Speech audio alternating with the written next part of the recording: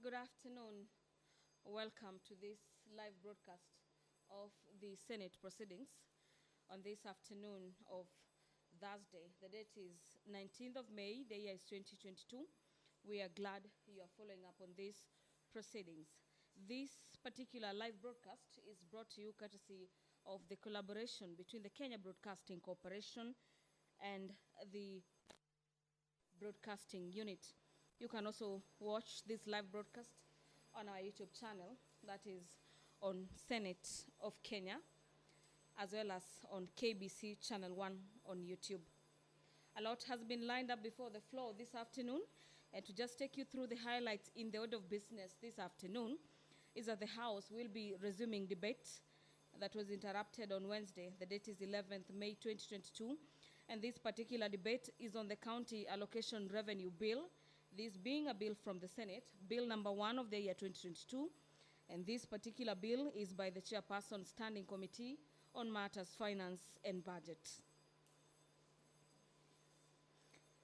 The House will be debating a bill by the Senate Majority Leader, and the bill is on the Landlord and Tenant Bill, a bill originally from the National Assembly, Bill number 3 of the year 2021.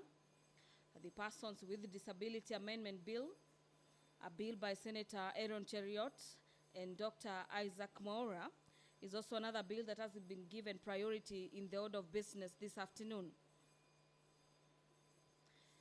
The Election Campaign Financing Amendment Bill, Bill number 51 of the year 2021, by Senator for Narok County, Senator Ledamo Lekina, is also another bill that members are expected to make their input on.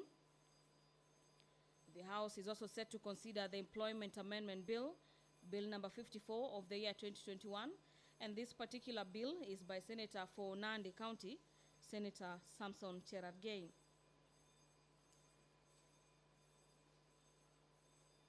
The Chairperson National Cohesion and Matters Equal Opportunity and Regional Integration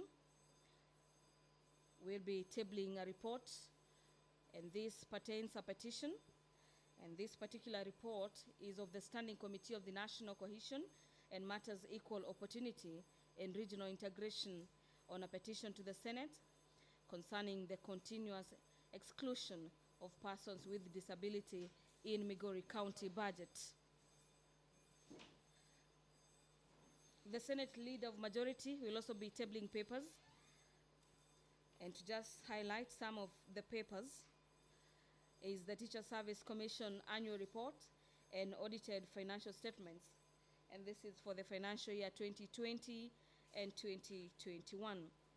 The Chairperson Standing Committee on Matters Roads and Transportation will be making statement rather on the activities of the committee, and this statement is pursuant to Standing Orders number 51, subsection 1B. The Senate Majority Leader will be issuing a statement on the business of the Senate for the week commencing Tuesday 7th.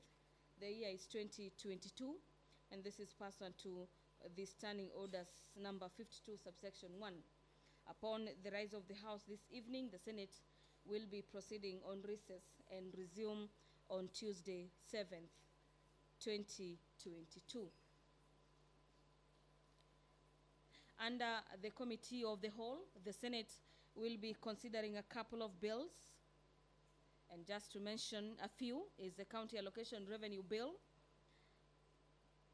the Elections Amendment Bill number 3, Bill number 48 of the year 2021 by the Senator for Nyeri County, Senator Ephraim Maina. Under the Committee of the Whole, the Kenya Medical Supplies Authorities Amendment Bill is also another bill that is set to be considered under the Committee of the Whole. And this particular bill is by nominated Senator Naomi Shionga. The Speaker of the Senate, Honorable Ken Lusaka, is in the building, or is in the house. I'm now handing you to follow up on the live broadcast. Enjoy your viewing. Let us pray. Good afternoon. Almighty God, we beseech you to behold with your abundant favor and blessings as your servants whom you have been pleased to call to leadership positions in this republic. We seek guidance to treat and consider all matters that shall come under our deliberation in so just and faithful a manner as to advance the peace, prosperity, and welfare of our country and of those whose interests you have committed to our charge. Amen.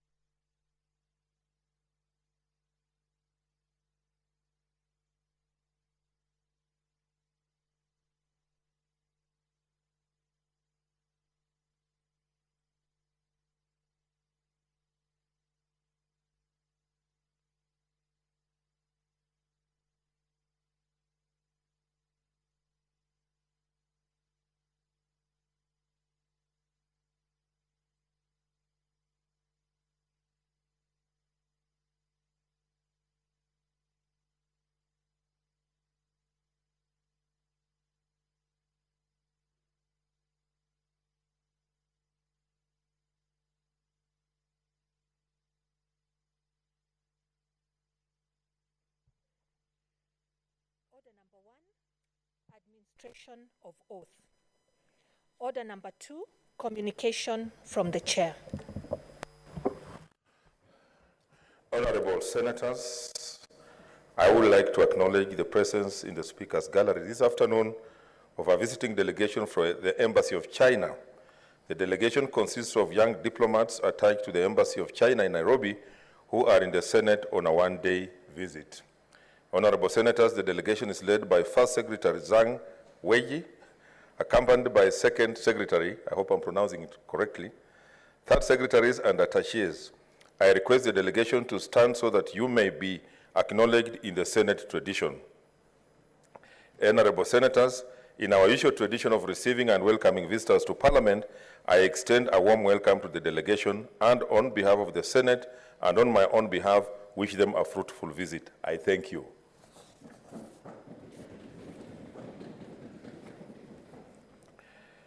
Honorable Senators, I would also like to acknowledge the presence in the public gallery this afternoon of visiting history students from Acacia Crest Senior School from Kajiado County.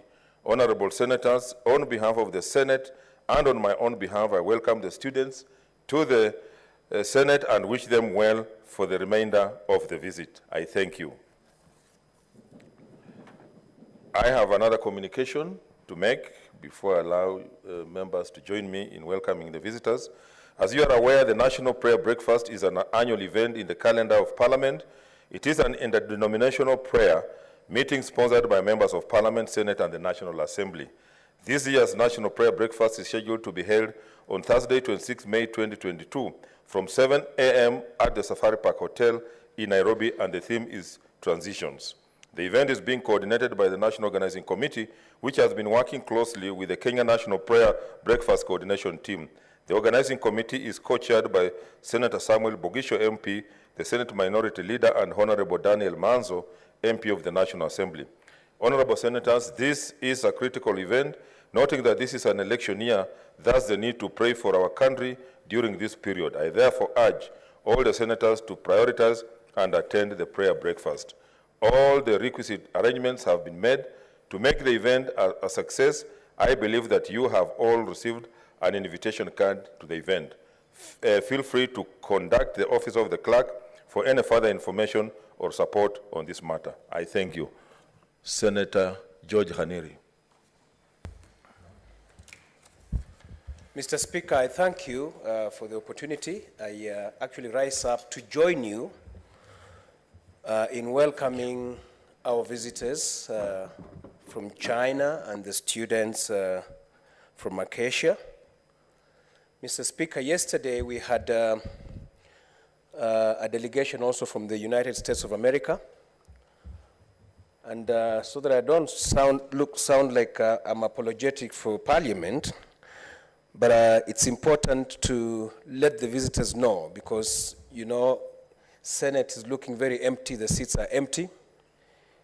This is not very usual. We are in an electioneering period. Most members are out of town trying to defend their seats, and others trying to become governors. So it is important that our visitors should not go with this bad reputation that Senate lacks quorum. That is the explanation. But I want to join you in welcoming them to Senate, and particularly the students, to tell them that Senate of the Republic of Kenya is a very good place to come and learn parliamentary practices. We have the best practices as a house, and therefore we hope that you will learn as history students. You will leave here with more knowledge than you arrived. For our friends from China, I'm happy to say that our country has enjoyed very good diplomatic relationship with China over the years. We are grateful for that. So we've partnered in so many development projects by Chinese companies and state corporations. So we are happy with the relationship that we have with you, and we hope that you as young diplomats, as you become the real diplomats, you should be able to enhance the good relationship that the two countries have enjoyed.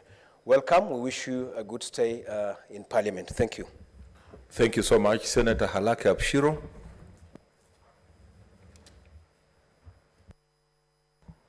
Thank you, Mr. Speaker. Mr. Speaker, I also join you and my fellow senators in welcoming the delegation from the Chinese Embassy to the Senate, and to wish them all the very best as they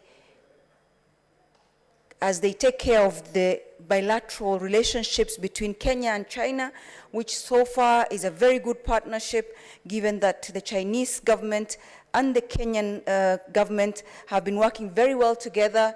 And I think especially now that the expressway has been opened, we will always be grateful for the great things that are happening here.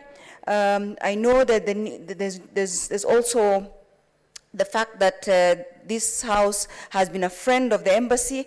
I remember at the beginning of the 12th Parliament, you invited me to be part of the delegation that was visiting your office with the Communist Party. So welcome to the Senate, and we hope that, as my colleague has said, this is electioneering period, but the people that are here and some online will definitely welcome you. I'd also like to take this opportunity to welcome our students from Acacia Senior School.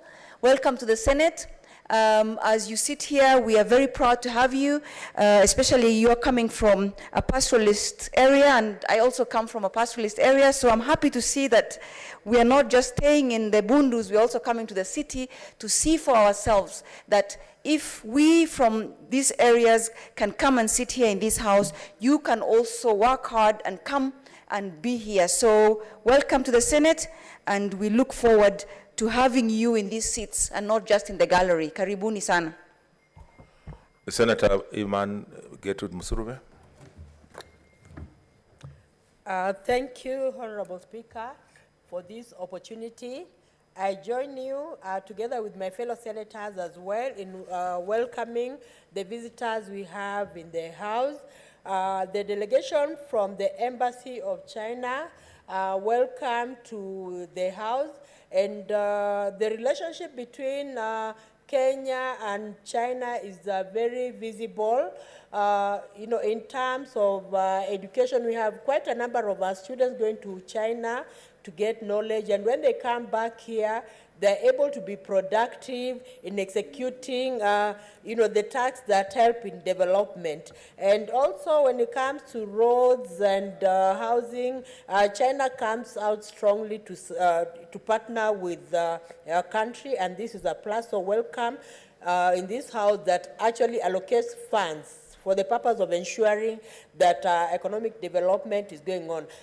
Allow me, Honorable Speaker, also to welcome the students from Acacia in this house. As I look at the students, Honorable Speaker, I see faces that are anxious to face tomorrow, faces that are ready to lead. I can see lawyers there sitting before us. I can see magistrates. I can see lecturers. I can see all people, people of all walks of life. And through you, Honorable Speaker, I would like to encourage the students from Acacia to work very hard because while in school. It is an opportunity that never repeats itself.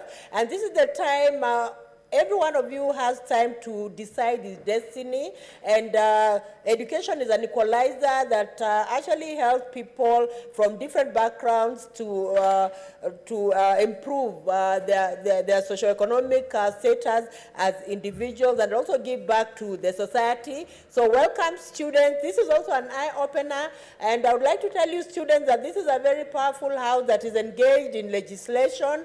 The laws that help wananchi be better are made in this house, and the Senate is concerned about the counties, and you will see from the nature of our debates and how we conduct our activities, you will realize that we are very keen on legislating on issues that support the counties. Honorable Speaker, allow me also to comment on the prayer breakfast that you have just mentioned, that we are getting into an electioneering period, and this is an issue we cannot take for granted. So I support the Speaker that when it comes to prayers, every one of us as Kenyans need to really commit the issue of electioneering and to God, because at the end of the day, God has to intervene and ensure that our country is intact, despite the fact that we are getting into elections. So I call upon all Kenyans to pray about our leaders, to pray about us, to pray about our country, because we love this country and we do not have any other country to go to. Kenya is bigger than any one of us. Thank you, Honorable Speaker, for this opportunity. Senator Nderitu John Kinyua.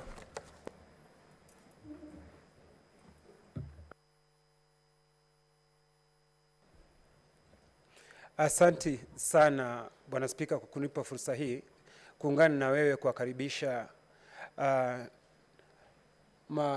marafiki zetu kutoka nchi ya Uchina na vile vile wanafunzi wa kutoka katika shule ya Acacia. Na Bwana Spika, ningependa kuambia wanafunzi na walimu waliotoka katika shule ya Acacia ya kwamba si kawaida katika vikao vyetu vya hapa Seneti kuwa wachache hivi, lakini kisa na maana ama sababu ni kwa sababu maseneta wengi na wanafunzi wanajua na walimu wanajua ya kwamba tuko katika msimu wa siasa. Kwa hivyo si kawaida, na najua mmekuja muweze kusoma mengi yanayotendeka katika Seneti. Pengine ikiwezekana mrudi tena wakati ambapo msimu wa siasa utakuwa umekwisha, ndio muweze kusoma mengi mapana na marefu, ndio muweze kuelewa vile mambo yanavyotekelezwa hapa katika Seneti.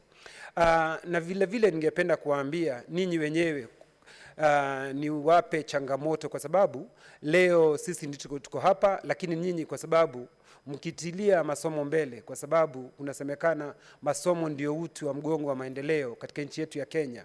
Nyinyi tunajua nyinyi ndio viongozi wa kesho. Kwa hivyo muige yale mazuri ambayo mtakayoona viongozi wakiyafanya.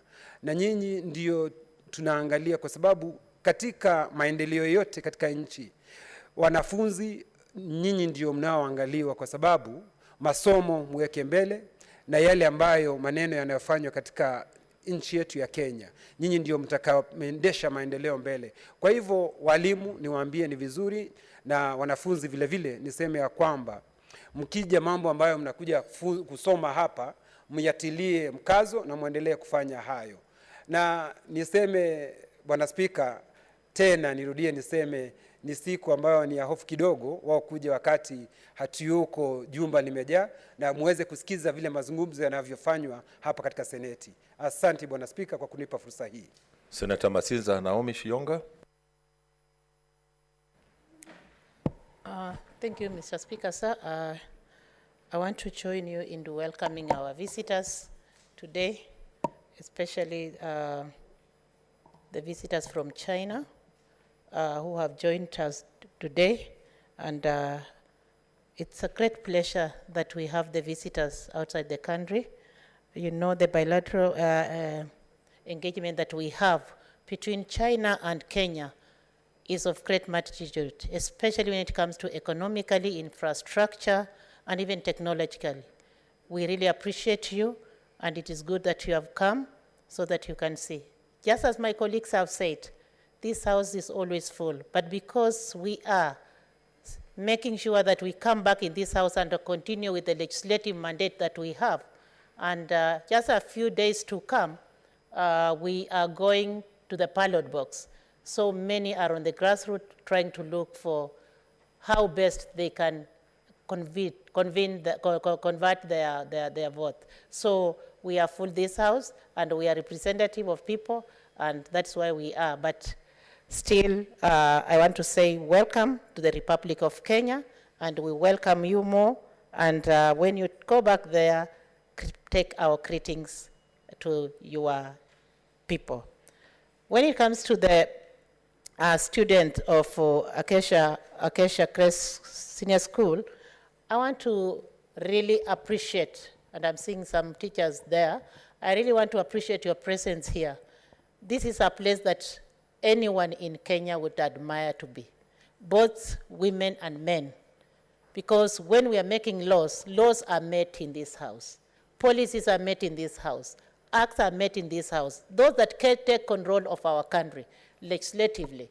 So I want to wish you that what we do here, I want to wish that each and everyone have admirance of being here, coming here after your education, and you can even further your education when you are here, because this doesn't make ends when you come here. More admire to be here because you need to be part and parcel of what happened in your country and your future.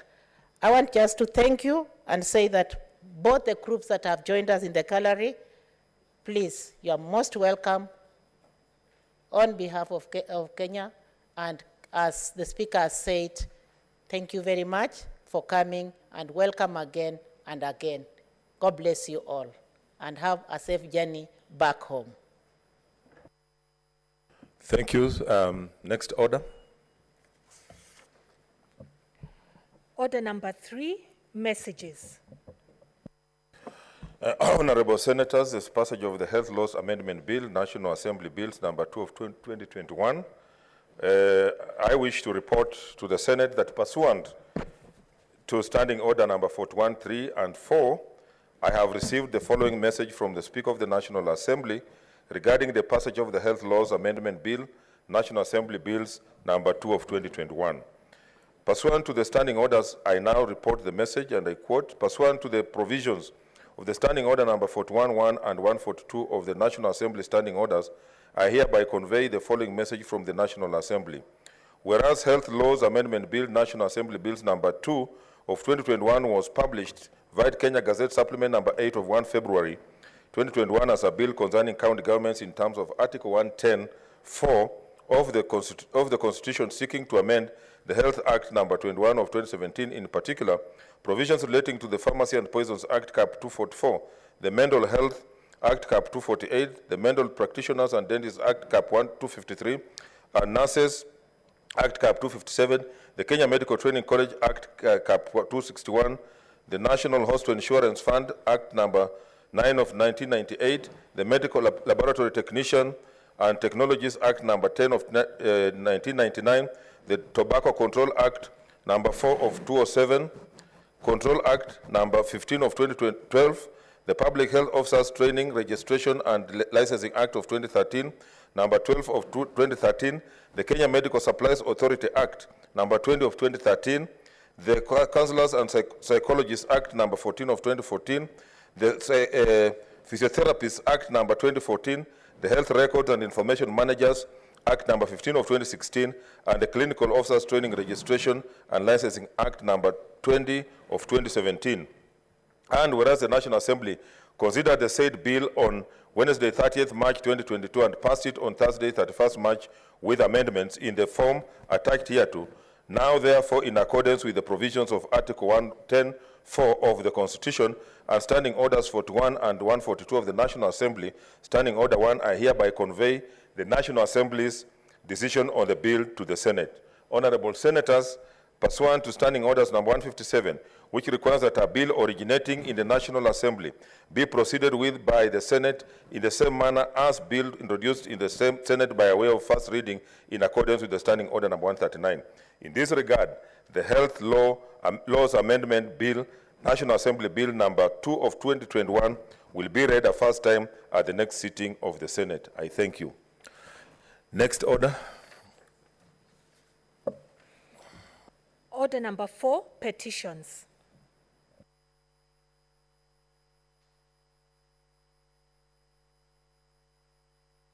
Senator Shionga, Chair Cohesion.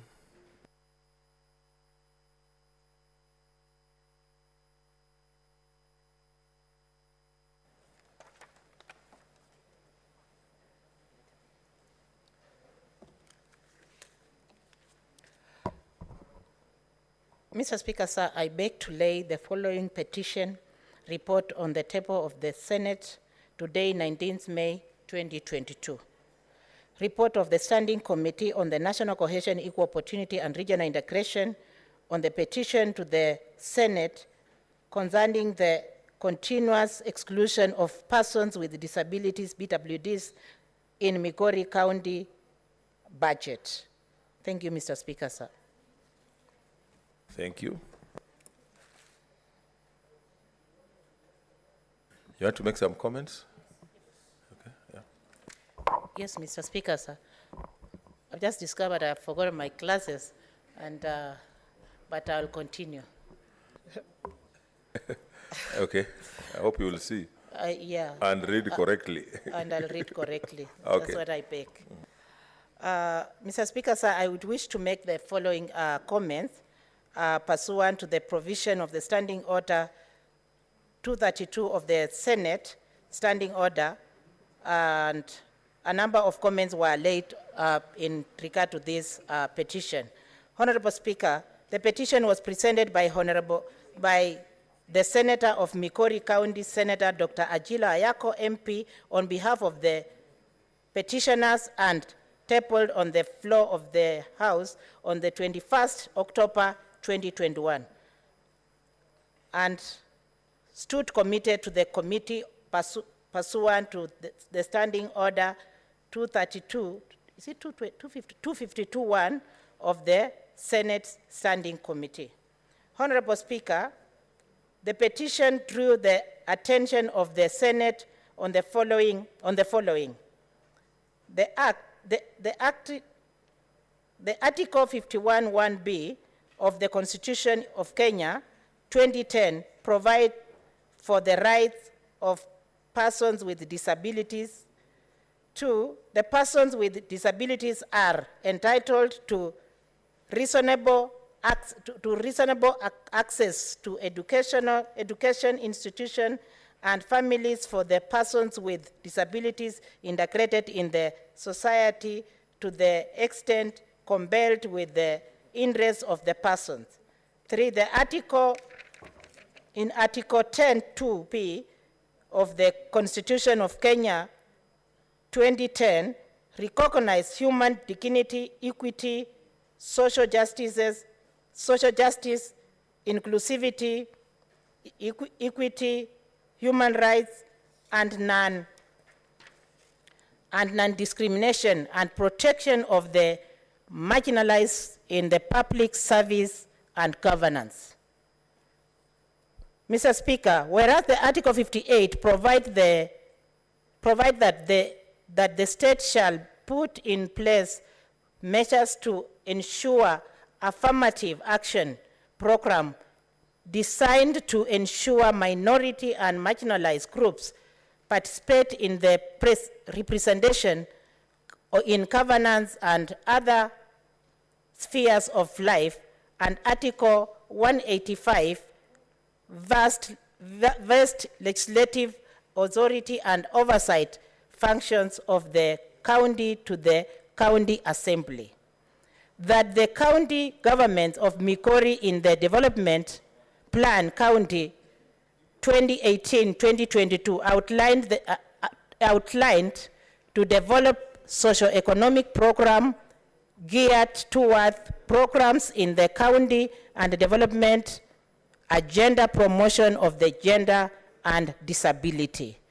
The budget approved since the financial year 2013-2014 to date has not provided for a specific budget lines to demonstrate substantial effort by the county government in implementing disability mainstreaming programs.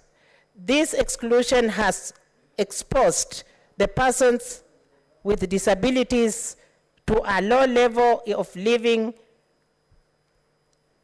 standards and reasons serious negative economic impact by the county government of Migori.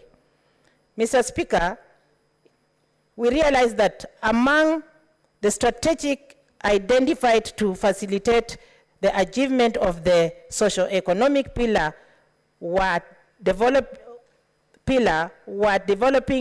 gender mainstreaming program to improve access to social protection fund for the vulnerable groups, established and increase access to women and persons with disabilities funds. The efforts to have this matter addressed with the relevant national and county government agencies have not produced any positive results despite the continuous follow-ups. Mr. Speaker, the matter in the petition is not pending before the court of law or order or other constitutional or legal body. Honorable Speaker, the petitioners prayed that the Senate investigate the matter to ensure that the issues raised in the petition and provide appropriate measure to resolve the matter. 2, in their prayer, it was that it recommends the creation and inclusion of social protection programs for persons with disabilities in the county, and 3, that it makes any other recommendation that it deems fit to the circumstances of the matter. Following the tabling of this petition in line with the Senate Standing Order number 252-2, the Speaker directed that the Standing Committee on National Cohesion, Equal Opportunity, and Regional Integration to investigate the matter and table the report to the House within 60 calendar days. The committee was, however, not able to conclude within the stipulated time due to some unseen challenges, especially COVID pandemic. Honorable Speaker, the committee received submissions from the Migori County people and the Disability Development Forum during the visit to Migori that the committee met, that is Migori County, and its executive and the executive Migori County Assembly, and met the member of the County Assembly to deliberate on the petition. Mr. Speaker, sir, the committee recommended that 1, the county government of Migori should make deliberate and strategic efforts in the socio-economic development and mainstreaming of the social interest groups, fundamental rights among the PWP as enshrined in the Constitution and in Article 10, 54, 55, 56, 57, and other relevant legislative among them persons with disability. 2, the county government should ensure programs meant for the PWT are funded in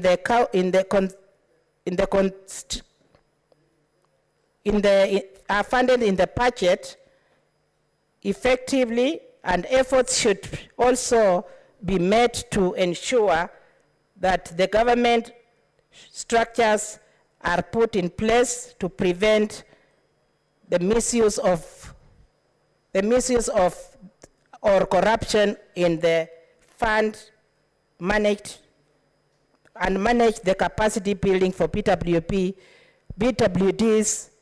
and is also necessary to ensure there should be implementation of and that are stipulated in the payment of these funds.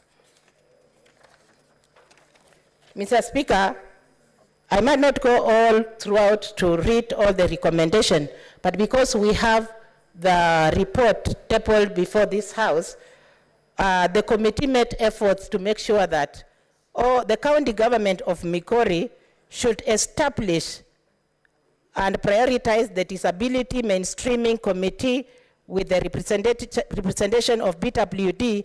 Additionally, should allocate funds that will cater for these persons because it is enshrined into their constitution. And within the 30 days of their budget, they should consider all that we recommended as a committee that is led by my team and is led by me. Thank you, Mr. Speaker. The rest is found in the report for any person who is interested, but I beg to, yeah, it is our report, Senator Jerry, it's our report. So I wish to lay the report on the table. Thank you, Mr. Speaker, sir. Maybe, Mr. Speaker, if you can allow more, because my eyes have gone, but I've struggled here. I forgot my eyes at home. So what do you want me to allow you to do? You allow my members. I have members of the committee in this House.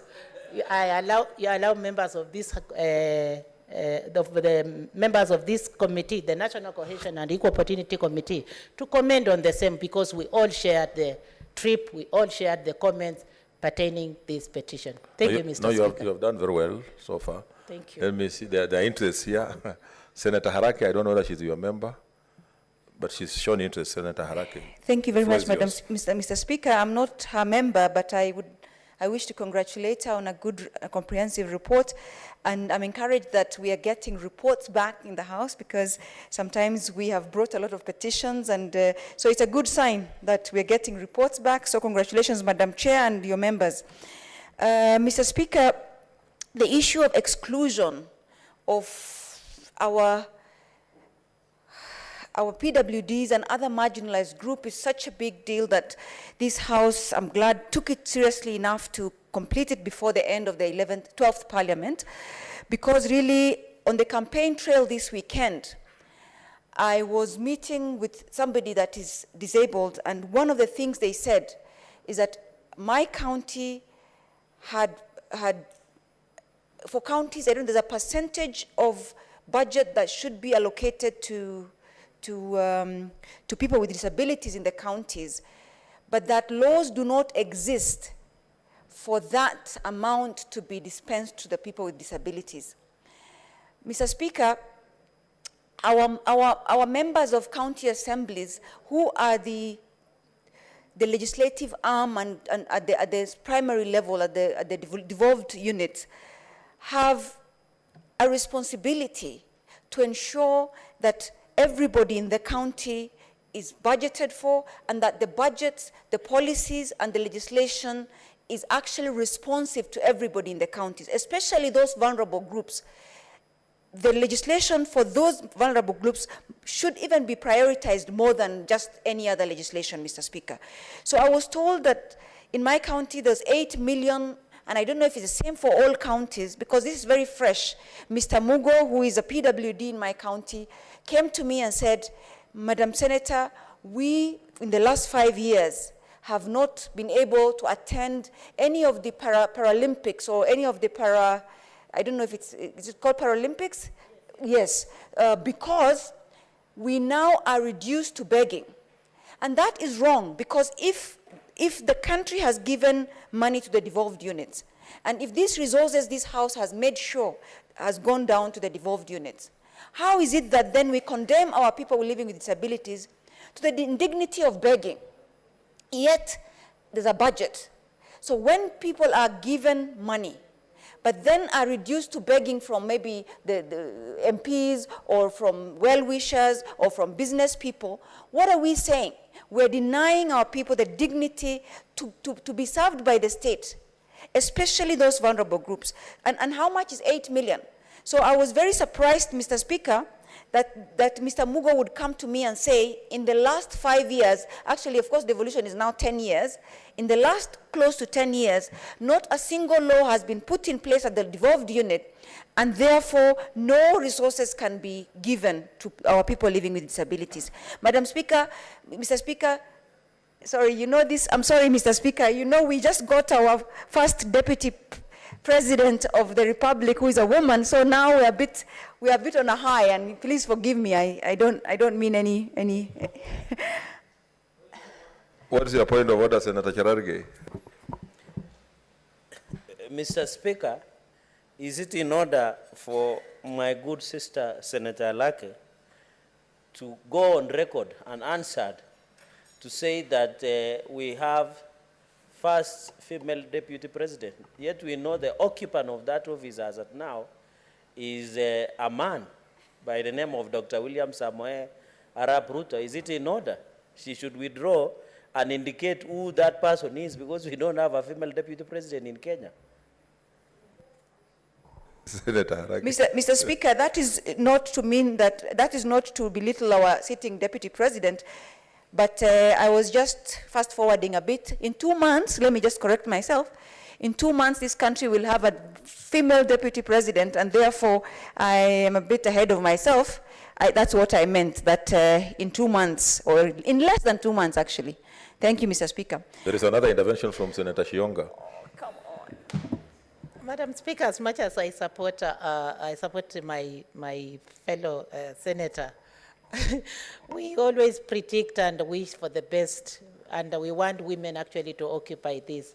But in 2 months, I know we have very many, and when I was seeing the list of those who are standing as independent, who are presidential or whatever, there are so many. So let us hope for the best for ours, for the one that we know. We don't want to preempt, but again, we align ourselves to saying, let the will of God be done. There is another intervention from Senator Nderitu. Thank you, Mr. Speaker. I am very clear in my mind where Senator Halake belongs. She's in Kano.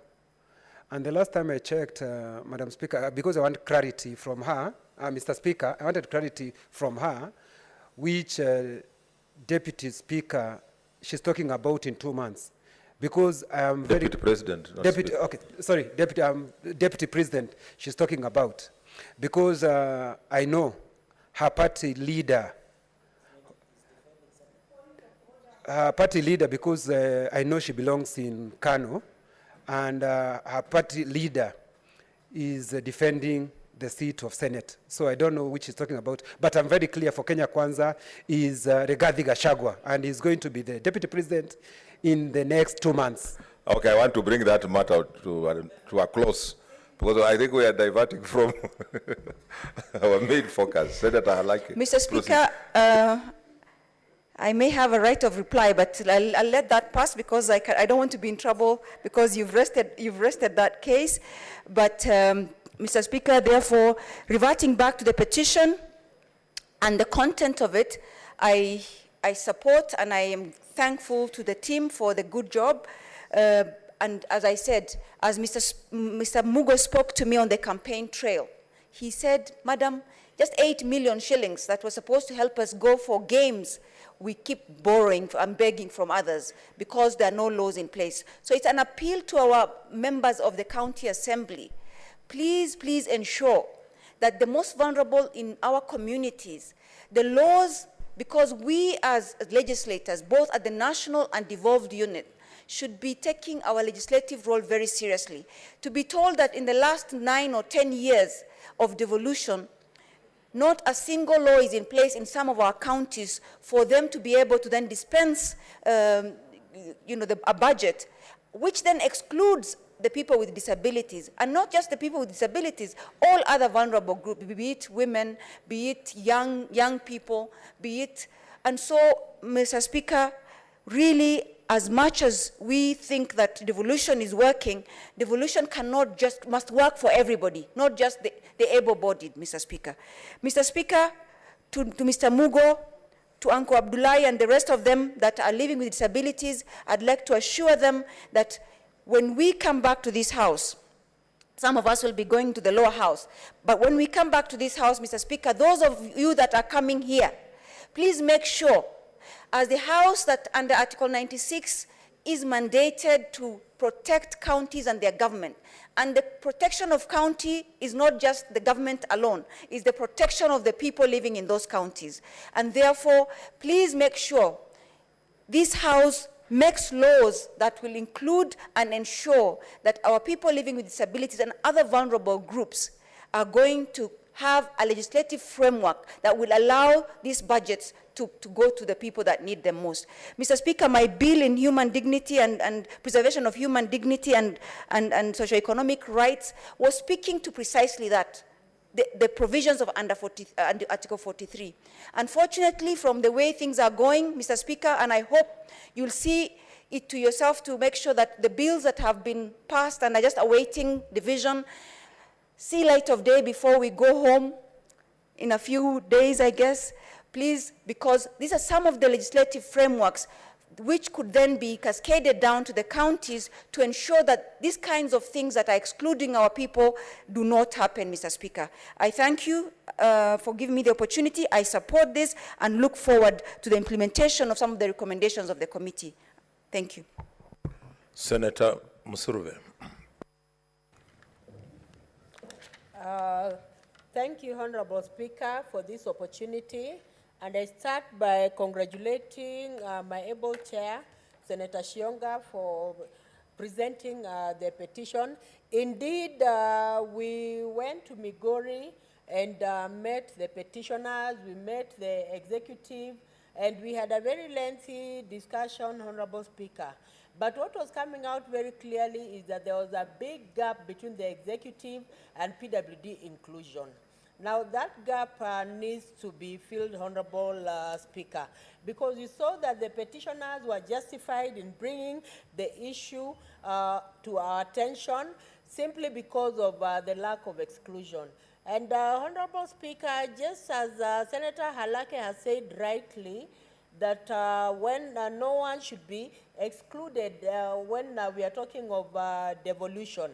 It is unfortunate, Honorable Speaker, that the county government of Migori has not really included PWDs in their budget, and this should be something that should also be done across the board in the 47 counties, Honorable Speaker.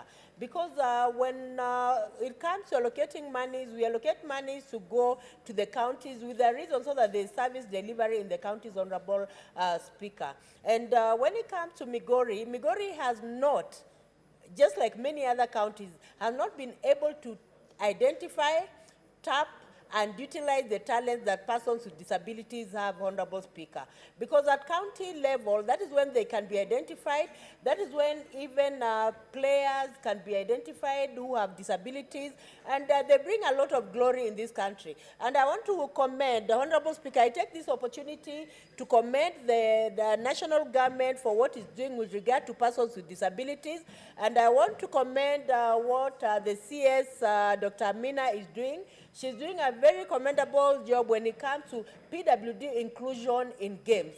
Because when it comes to international games, they're able to go for games, they're prepared, and they come back with medals, they bring us glory, they come back with gold. And this is something that we should encourage, because not all PWDs can go the academic way. But those who are gifted and talented in games, they should be allowed from the county level.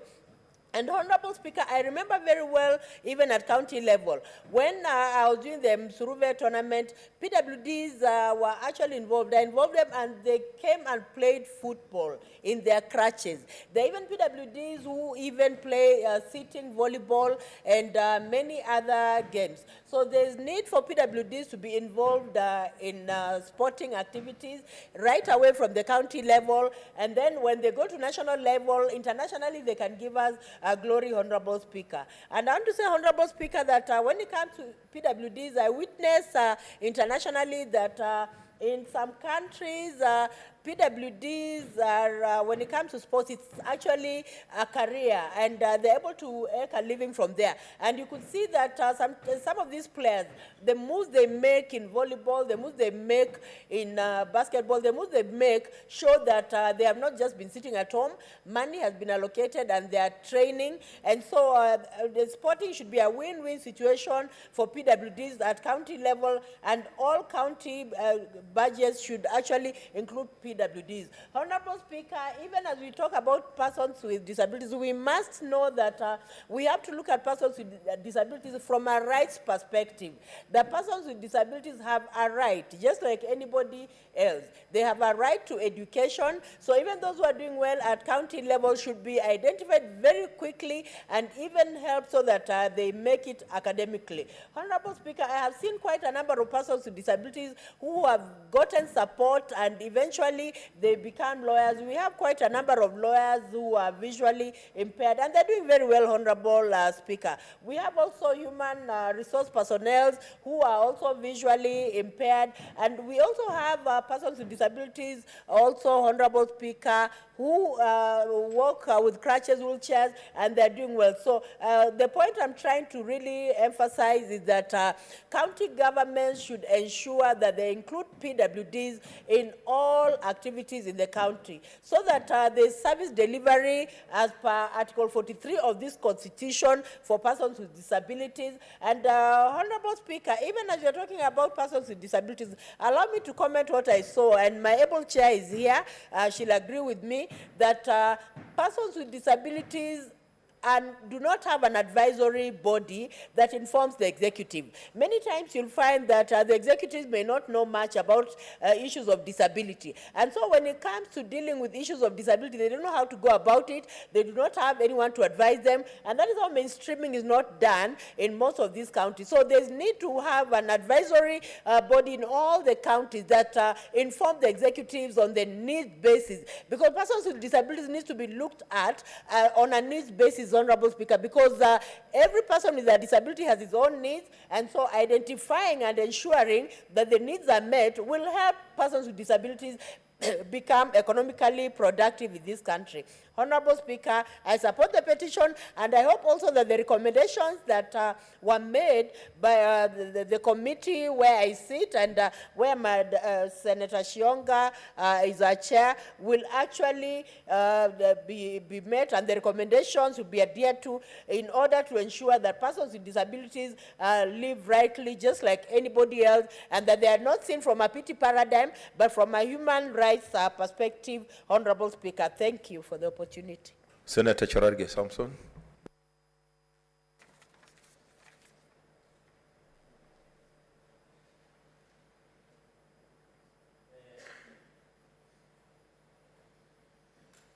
Mike. Thank you, Mr. Speaker, for this opportunity. I want to start, I had seen our visitors, but unfortunately they have left. Allow me, Speaker, to congratulate my chair and Mr. Speaker, to say since I was moved to the Committee of National Integration and Equal Cohesion, you can see the energy, the zeal, and the passion that we have injected with our committee led by our able chair, Senator Naomi Shionga. And I wish her well as she wants to join our sister parliament, that's National Assembly, as a women representative of my neighboring county, Kakamega. And we wish her well. There are two things, Mr. Speaker, so I've seen the reports. I'm happy we did a very comprehensive report and very serious and earthquake recommendations, Mr. Speaker. Mr. Speaker, I just want to run through, and I appreciate, Mr. Speaker, if we had, and I hope in the next Senate, we must have what we call implementation committee to follow up on the resolutions, Mr. Speaker, because there are many reports, there are many proposals, there are many we have adopted as a House, but because we don't have a tracker or something like implementation committee, Mr. Speaker, maybe you will write as your exit notes as part of the legacy report that you will hand to your successor at the end of our session, Mr. Speaker, and that should be the implementation committee. Mr. Speaker, I was sad because of this petition. When the Disability Act was enacted into law in 2003, it was a great milestone to the PWDs that we have in this country, Mr. Speaker.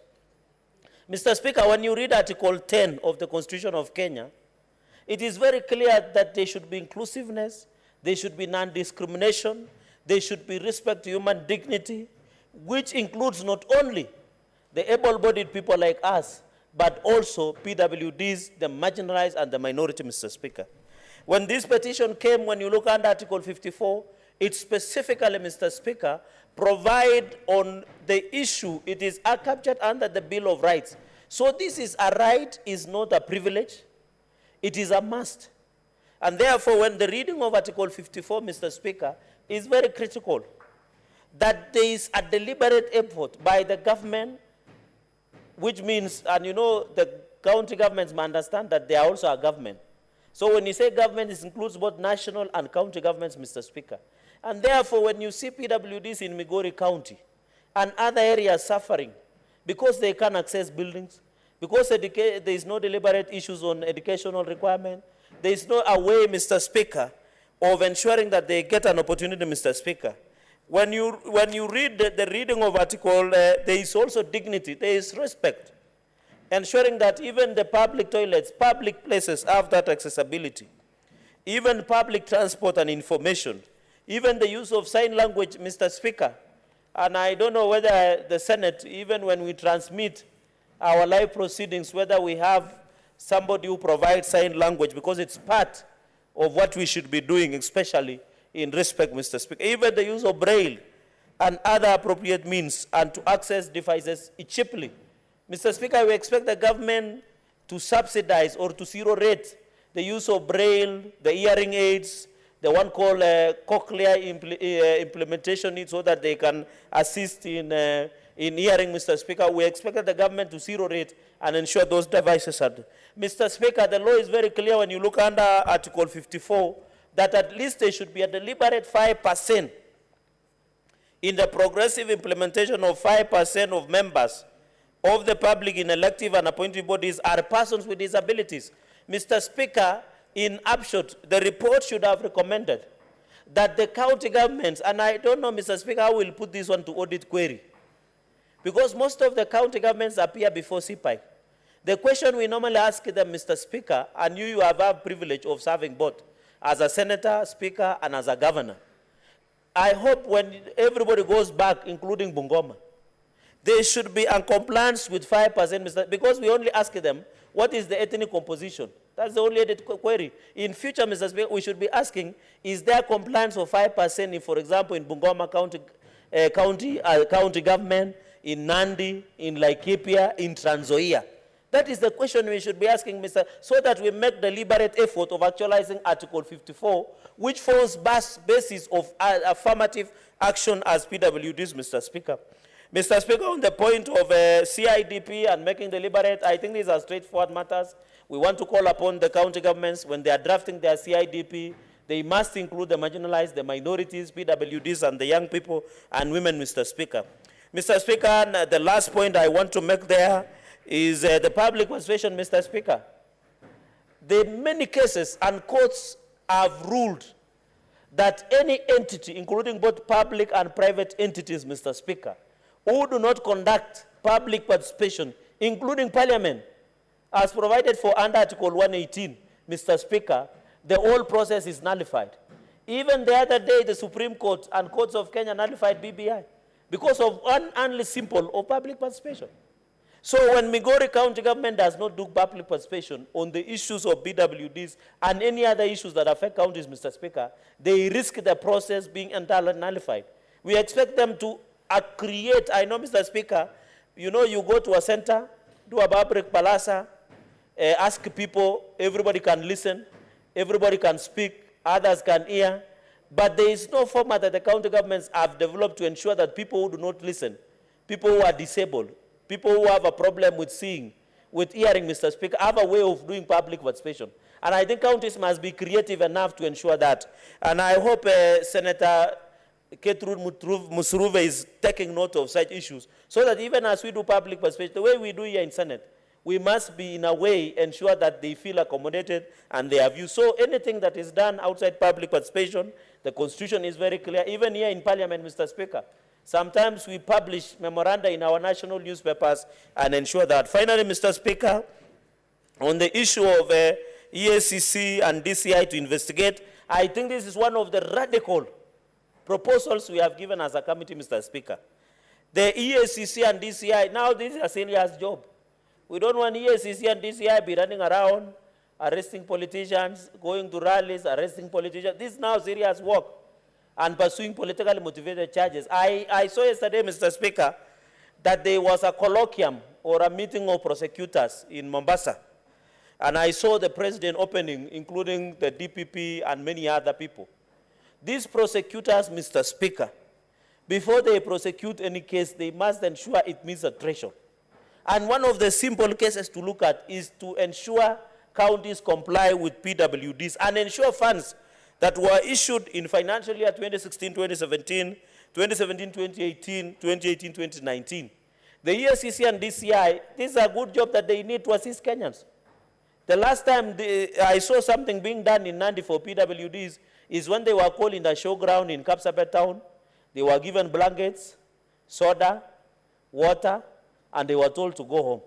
So, Mr. Speaker, we must agree in a way that how do we utilize these funds? There are people who are disabled in these offices, but when you meet them, they are well-bodied people.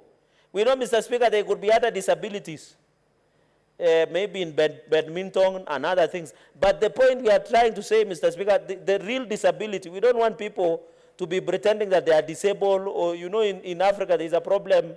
Others are pretending to be disabled, others are pretending to be young, Mr. Speaker.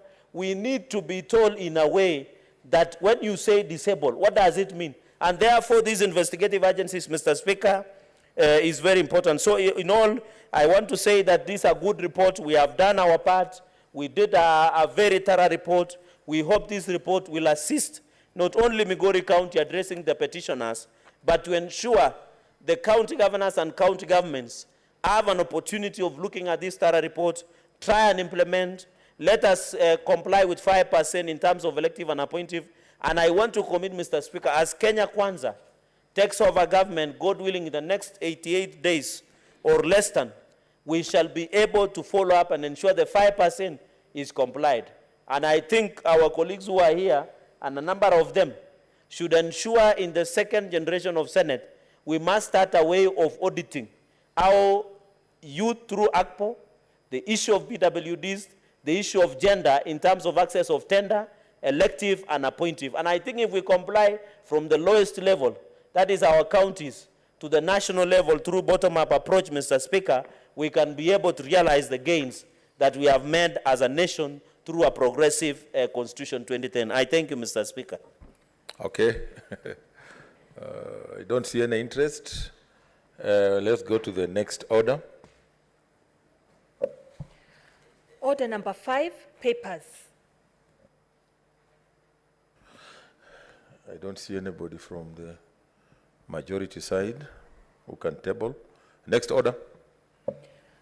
Order number 6, notices of motion. Order number 7, statements. Senator John Kinyua.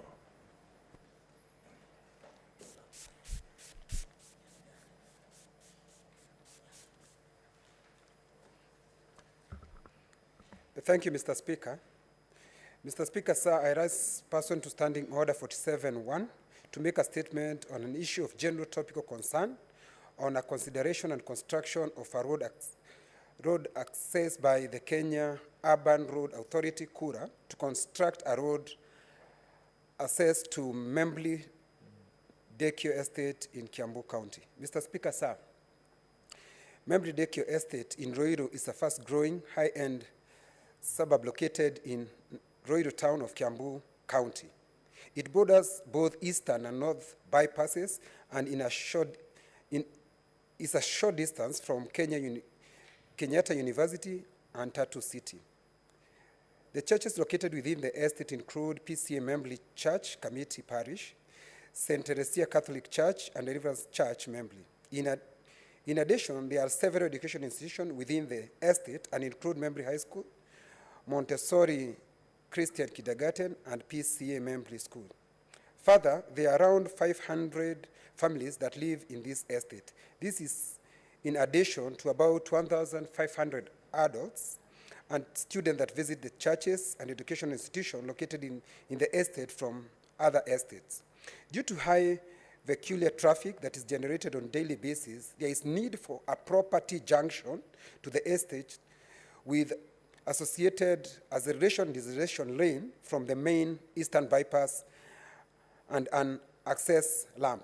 Mr. Speaker, sir, for months now, work on the dwelling of Eastern Bypass being undertaken by China Communication Construction Company has been going on. However, they are concerned by the residents of Membli Dekio Estate that certain key items were not considered during the initiation of this project, and that has affected the residents' accessibility to the estate, such as, 1,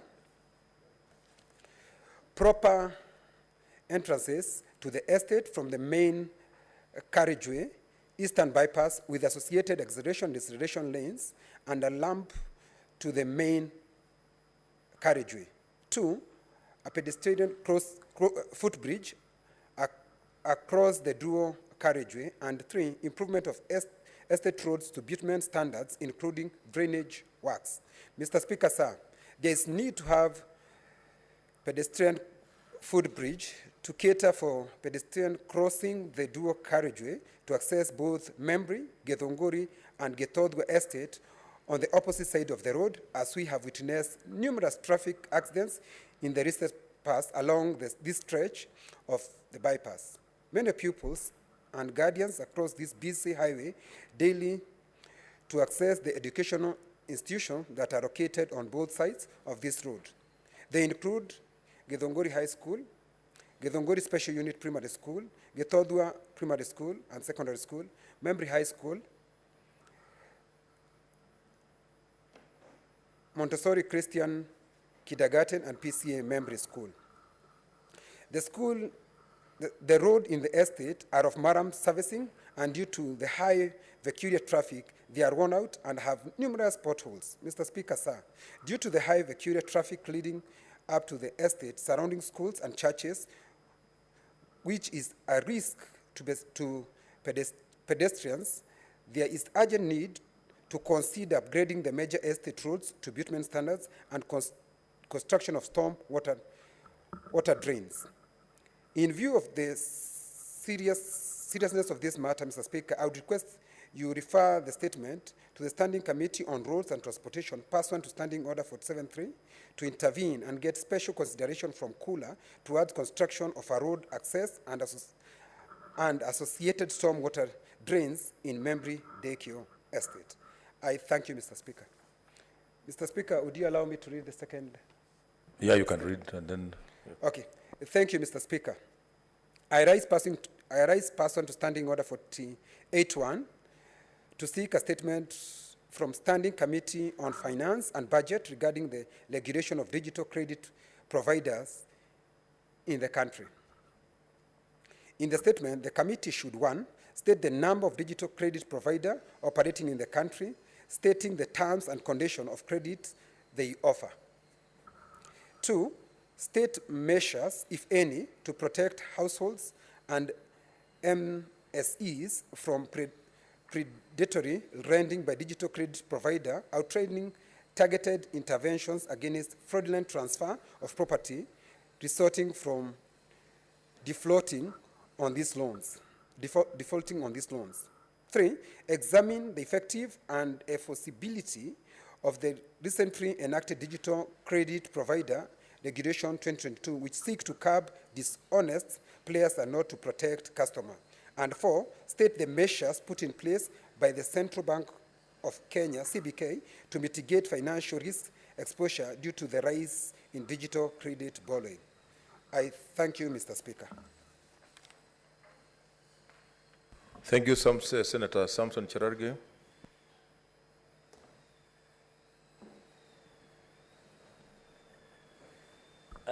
Thank you, Mr. Speaker.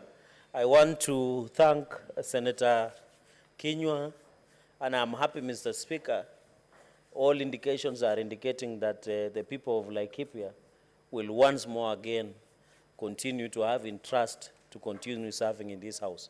2 quick comments, Mr. Speaker. On the first statement, I've always have an argument that Kenya Urban Road Authority, Kenya National Highway Authority, Kenya Rural Roads Authority, KERA, all those bodies are unconstitutional. And these people are taking advantage of the confusion within the road sector to ensure that corruption thrives. You heard yesterday I brought a statement about rehabilitation and maintenance of old Mombasa Road, that is the lower deck, over 2 to 9 billion. Mr. Speaker, we have had disorganized. When you go even to our counties, it is worse. You go into a road, you get a governor tells you this is not my road, it's for KERA. When you get KERA, they tell you this is a county government's road. There is a lot of confusion that as a country we must agree, and as a Senate, as protectors of devolution, as provided for under Article 96 of the Constitution, when we protect the interests of our counties, Mr. Speaker. The only way is to disband KURA, KERA, and KENA and bring up a unified roads agency, Mr. Speaker. And let us agree that most of the roads should be devolved, especially the KERA roads, because they affect directly the mwananchi at that mashinani down there, Mr. Speaker. On the issue of KURA, under Urban and Cities Act, Mr. Speaker, it is very clear that the management of most of the towns are run by county governments.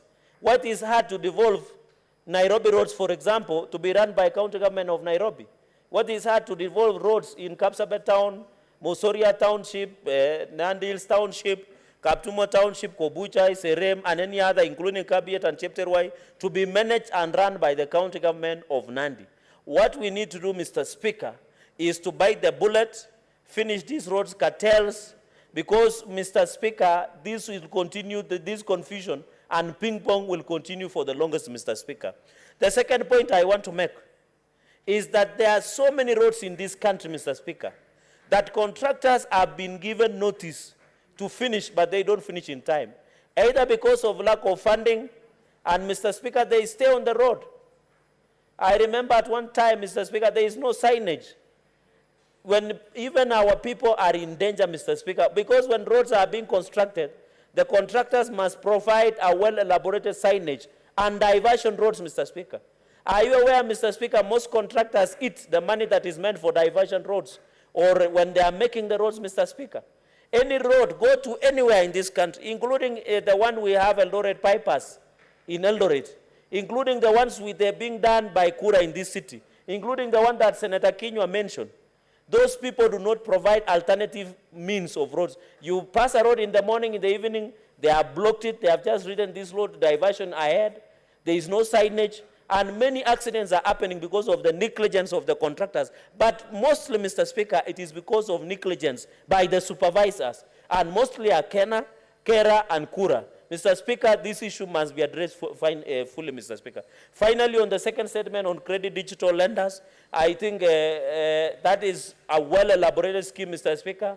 Most of the Kenyans nowadays are either in CRB because of credit digital lending, Mr. Speaker. It is because of the poverty, it is because of the high cost of living, but we must be told, Mr. Speaker, who are these people that are benefiting? The government has ensured that people who run these bureaus are faceless. And I hope, I would have expected Senator Kinyua, and I think in the next, when we begin the next session, you must bring it as a petition so that we know these faceless individuals that have been licensed by the Central Bank of Kenya, that have been given licensing to do credit digital lending. Who are they? Where is the what we call deposit protection fund to ensure that if these credit lending institutions collapse, Mr. Speaker, digital, where is the recourse for our people? And those are the questions that we must query as a Senate, Mr. Speaker. And I hope the better way is to bring it as a petition so that we can get 60 days and get all the stakeholders and players within that industry so that our people, Mr. Speaker, it is only in Kenya where the people are left to the mercy of the sharks in each industry, from roads to cost of living. Mr. Speaker, you saw the other day, in fact, now I was being told with the high cost of cooking oil, you might find even now the supermarket one might assign every cooking oil to be guarded by a watchman because the cost is too high, Mr. Speaker, and that forces Kenyans to go and borrow in the digital credit lending institutions, Mr. Speaker. So I hope these statements can be addressed before we go for recess and for campaigns, Mr. Speaker, so that these matters can be put to rest. I thank you, Mr. Speaker. Senator Musurve, what is it? Thank you, Honorable Speaker, for the opportunity. I would like to thank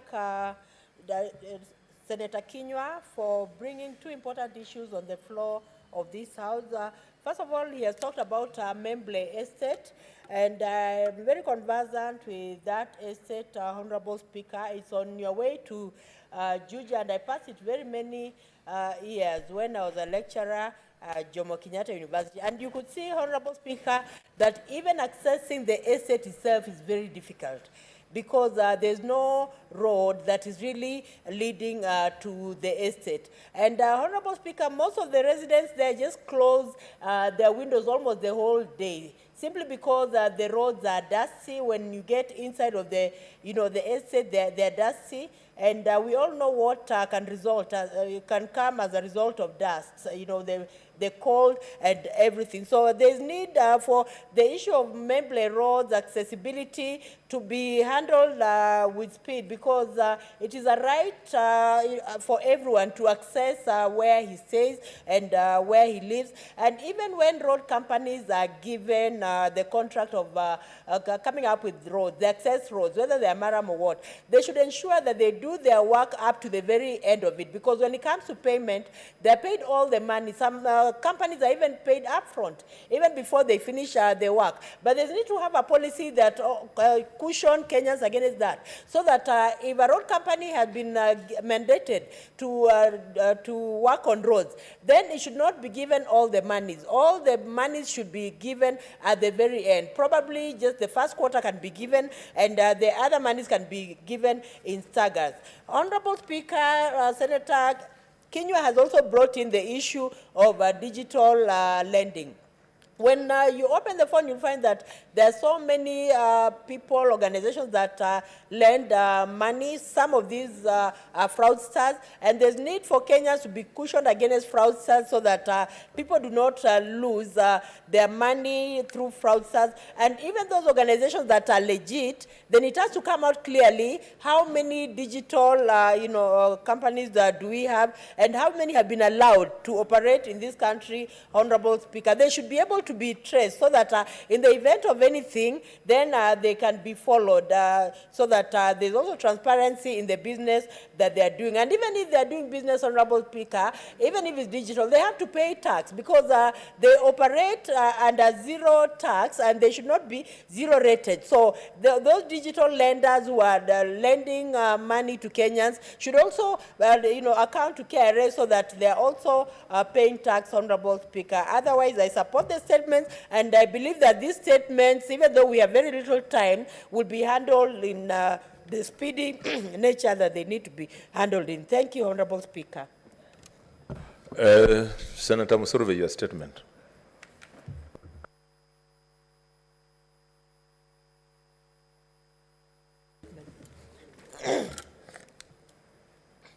Thank you, Honorable Speaker, for giving me this opportunity to make my statement.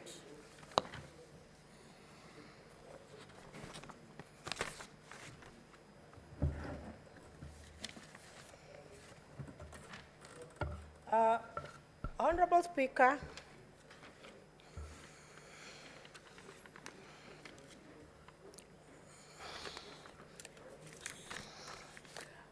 Sorry, Honorable Speaker, for the mix-up, and thank you for the patience.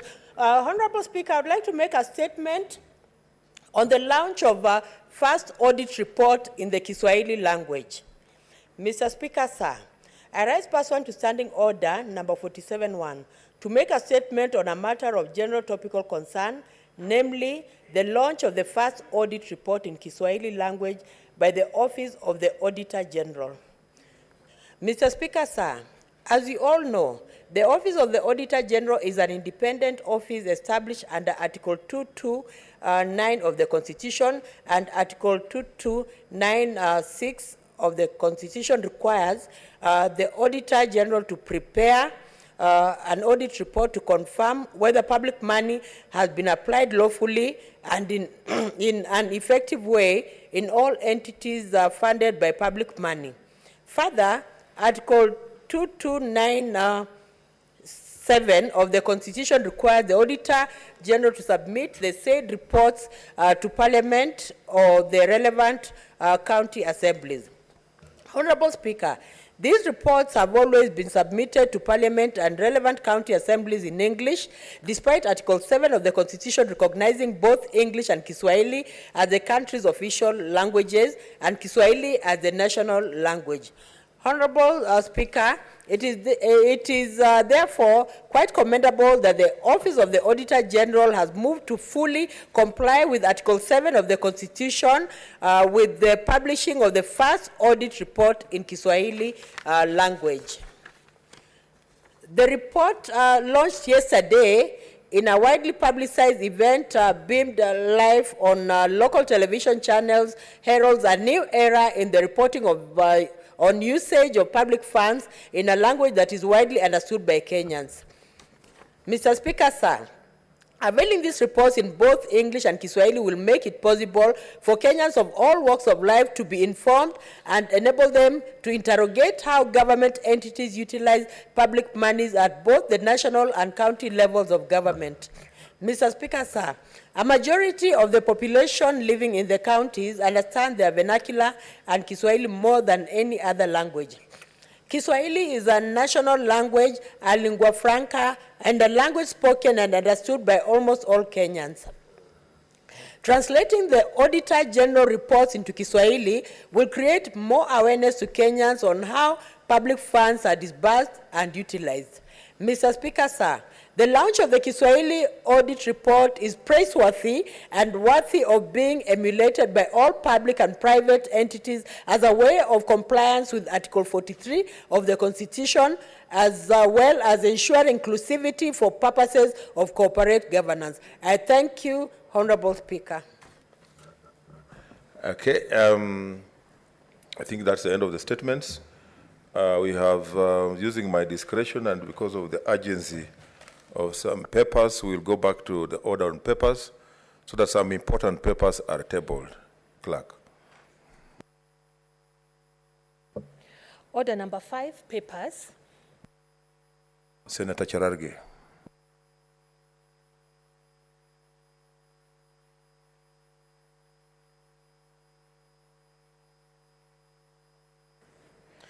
Thank you, Mr. Speaker. Mr. Speaker, sir, I beg to lay the following paper on the table of the Senate today, 19 May 2022, the county government's additional allocation cash disbursement schedule for financial year 2021-2022. I thank you, Mr. Speaker. Mr. Speaker, sir, I beg to lay the following papers on the table of the Senate today, 19 May 2022.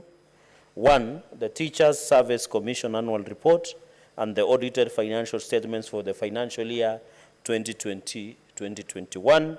And second, Mr. Speaker, the National Treasury and Planning Report on all new loans contracted by the government from 1st January 2022 to 30th April 2022. I thank you, Mr. Speaker, sir.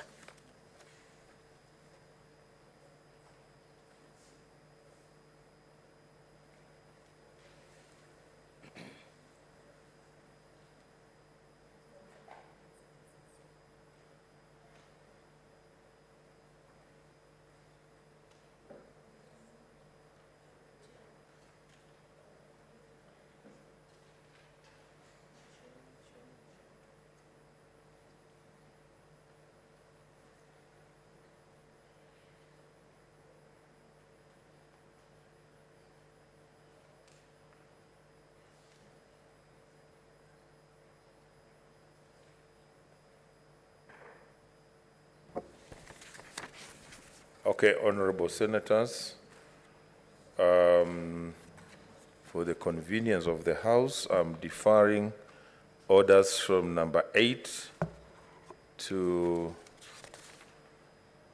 order number 28, then also orders number 29 to 31. So we go to order number 32, clerk. Order number 32, motion, adoption of the report of the Sessional Committee on Delegated Legislation on its consideration of the Controller of Budget Regulations 2021.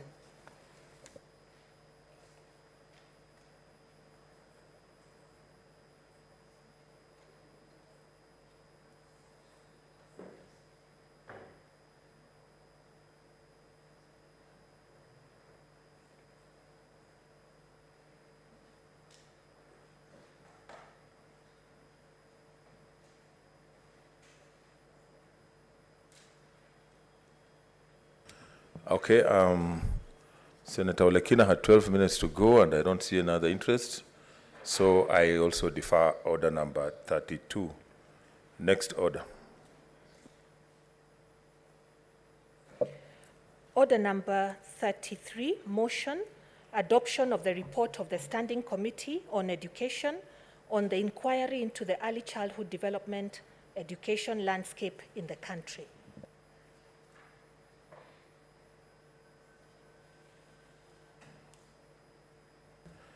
That is also deferred. Next order. Order number 34, motion, adoption of the report of the Standing Committee on Health on the alleged negligence by the Kenyatta National Hospital in the medical case of the late Professor Ken Walibora prior to his death. Chairperson Health, Senator Mbito.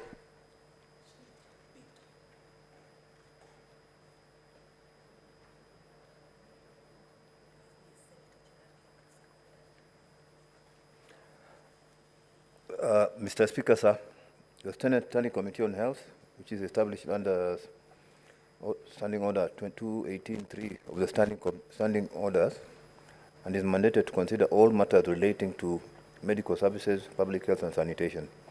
Mr. Speaker, the late Professor Ken Walibora met his death at the Kenyatta National Hospital on the 10th of April in 2020, following a hit-and-run road traffic accident on Landis Road. According to the media reports, the deceased is said to have been hit by a bus as he attempted to escape an attack by street children.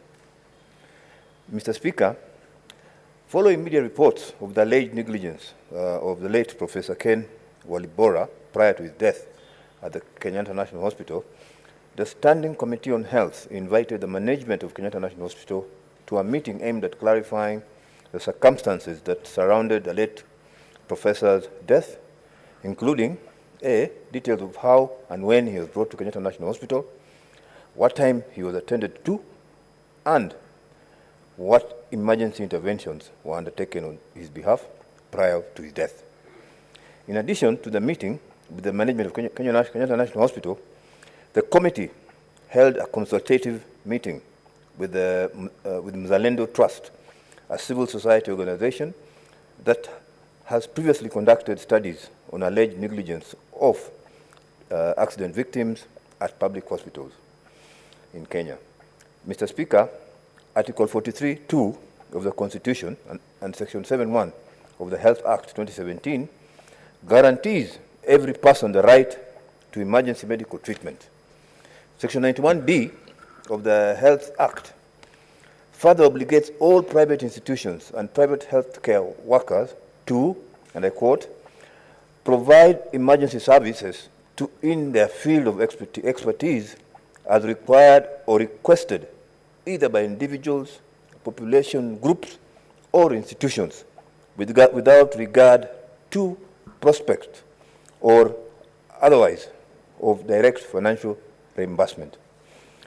Mr. Speaker, sir, in the course of its investigations, the committee found that the late Professor Ken Walibora received the necessary life-saving medical emergency interventions following his admission at the Kenyatta National Hospital, and that he accessed intensive care services at the critical care unit of the A&E department in the Kenyatta National Hospital. The committee further noted, further found that the late professor was admitted as an unknown African male, remained unidentified up to at least 3 days after his death, owing to lack of identification documents. As with accident victims with private insurance, but who lacked identification documents, had his identity card been known, he may have received a timely transfer to alternative private health facilities. Mr. Speaker, sir, the committee observed that whilst there was no proof of negligence by Kenyatta National Hospital prior to the death of the late Professor Ken Walibora, many victims of road accidents and violence die from lack of receiving timely, life-saving medical interventions and appropriate emergency health care.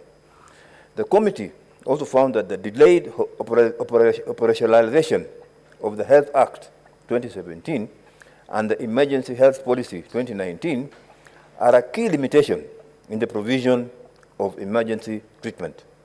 As such, the committee identified a need for a legislative framework to operationalize the provisions of Article 43(2) of the Constitution and Section 7 of the Health Act 2017, which provide for emergency treatment services. Mr. Speaker, sir, the committee further observed that for the majority of victims of road accidents and violence, public hospitals are the first port of call.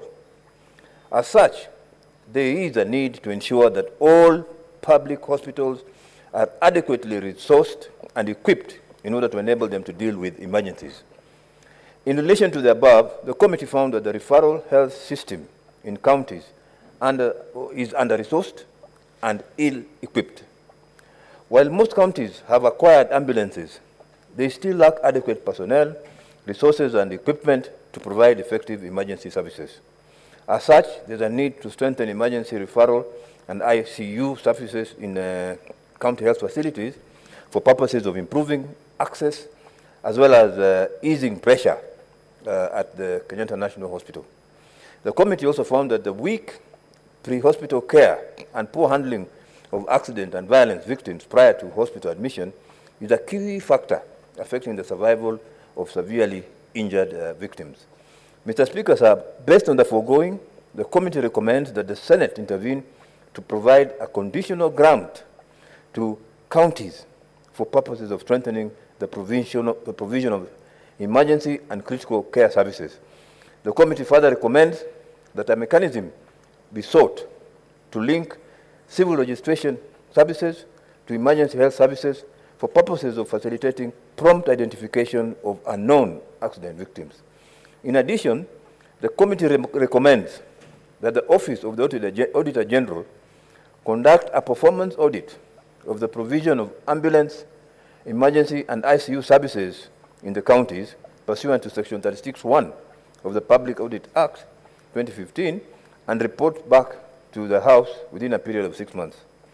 Mr. Speaker, sir, in respect of the general state of the emergency care and treatment in Kenya, the committee recommends that the Ministry of Health expedites the passage and publication of the Emergency Medical Policy 2020 to 2030, the Emergency Medical Care Strategic Plan 2020 to 2025, and the Emergency Medical Care Regulations in accordance with Section 15 and 112 of the Health Act, respectively.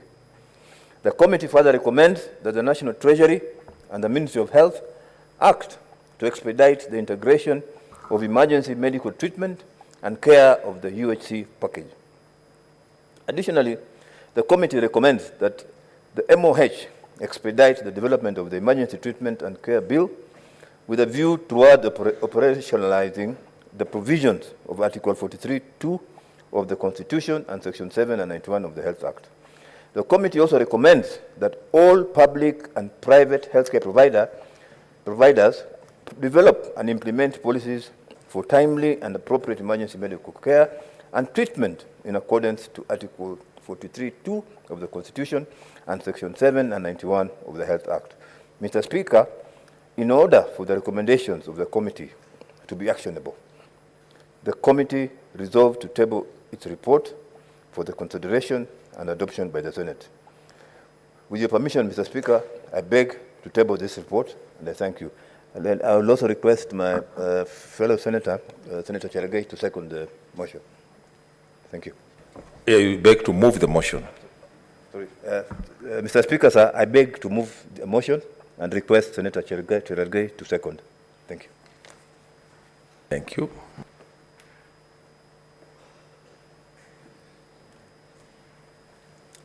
Thank you, Mr. Speaker, sir.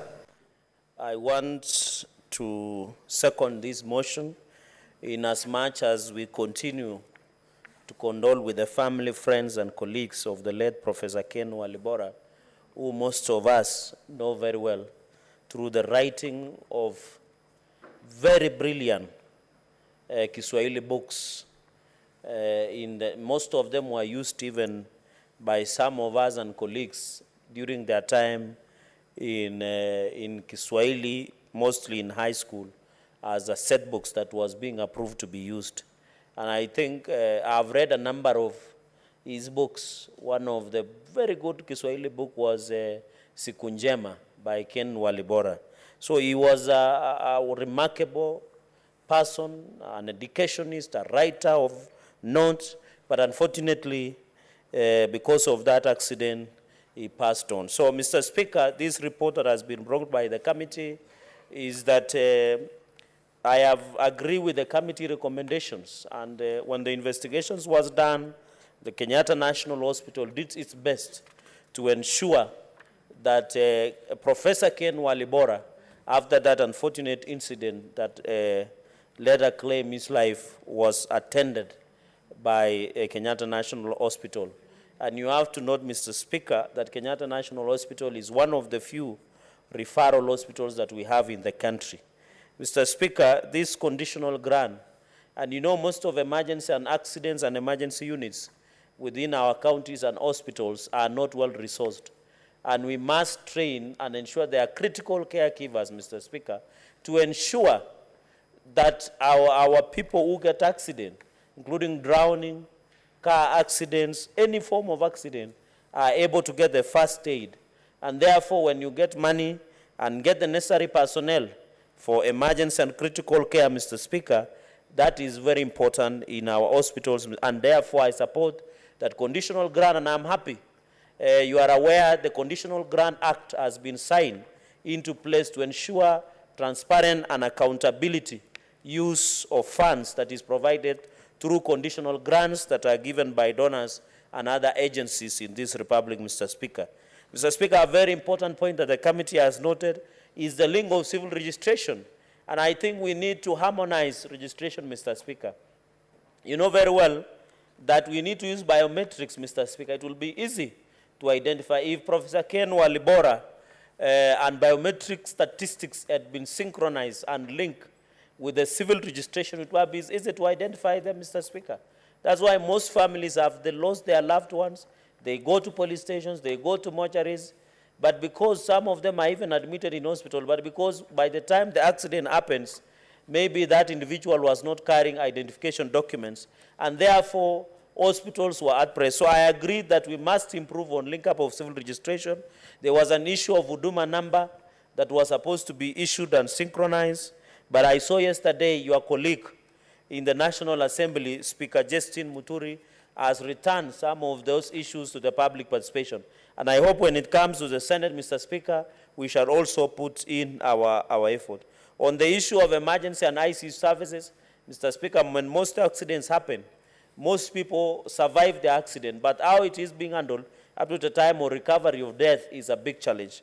And I think the medical leasing program was very important for our counties to access medical facilities, including ICU, including kidney dialysis machines, and many other machines that were being leased to the county governments. And therefore, we need to improve in ICU service provisions in the counties. Every county, Mr. Speaker, should at least have at least a minimum or 5 to 10 ICU beds to ensure that when there is an emergency that happens, our people can get the necessary medical attention. Mr. Speaker, on the issue of operationalization of the LTAC of 2017 and LT policy 2019, this is a very straightforward matter. And I think, Mr. Speaker, somebody in the Ministry of Health is sleeping on the job. We must ensure this bill we passed in 2017. Why does the ministry don't want to operationalize LT Act of 2017 and the emergency report LT policy of 2019? It looks like there's somebody who is sleeping on the job, Mr. Speaker, and someone must be held accountable. And I hope, Chairman, as this report comes from the ministry must tell us who was preventing this policy and the law from being operationalized. I think somebody is sleeping on the job. And I hope in the next 3 months, Mr. Speaker, as this House comes to lapse, we should be able in the next Senate, be able to critically know, this is an important law. Ours is to make the executive must implement the laws that they don't have an option. It must be implemented. It is not cherry and pick. The executive cannot cherry pick the laws we pass here. They cannot say, since law, this favors executive, they implement. When they see the law that does not favor the executive, they don't implement. We want to ask the executive to fully implement the laws because we are a law-making body. They don't have an option of cherry-picking what we are giving. Mr. Speaker, finally, on the issues of public awareness, and most Kenyans, Mr. Speaker, do not have basics of first aid. If anybody was even to collapse in this chamber, I highly doubt if a number of us could know what is happening. So we need to ensure that we train, create public awareness.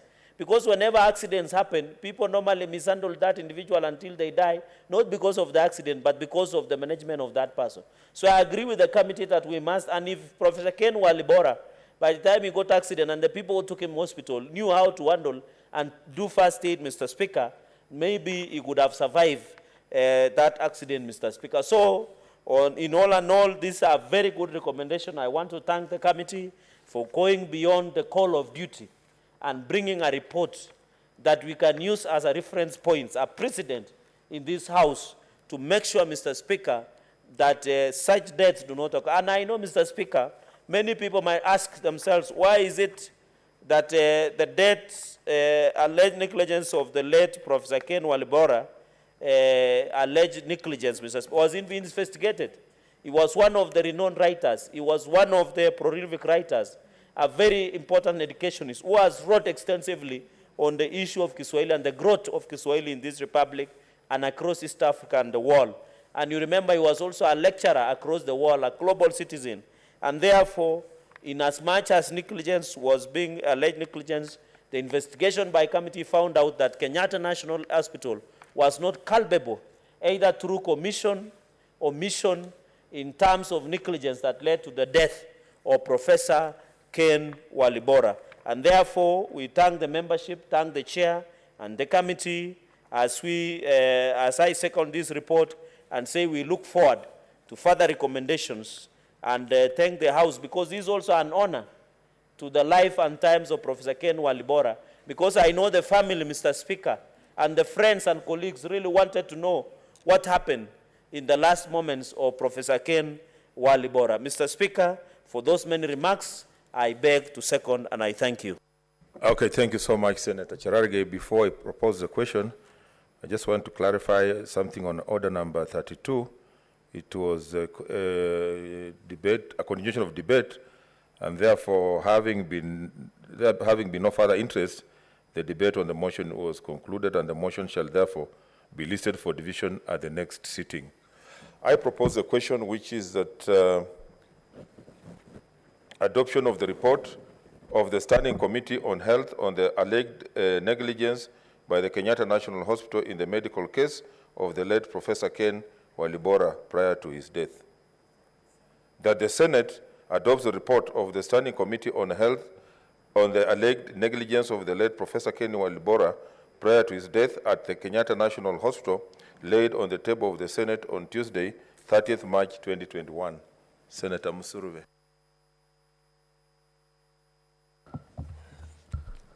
Thank you, Honorable Speaker, for the opportunity.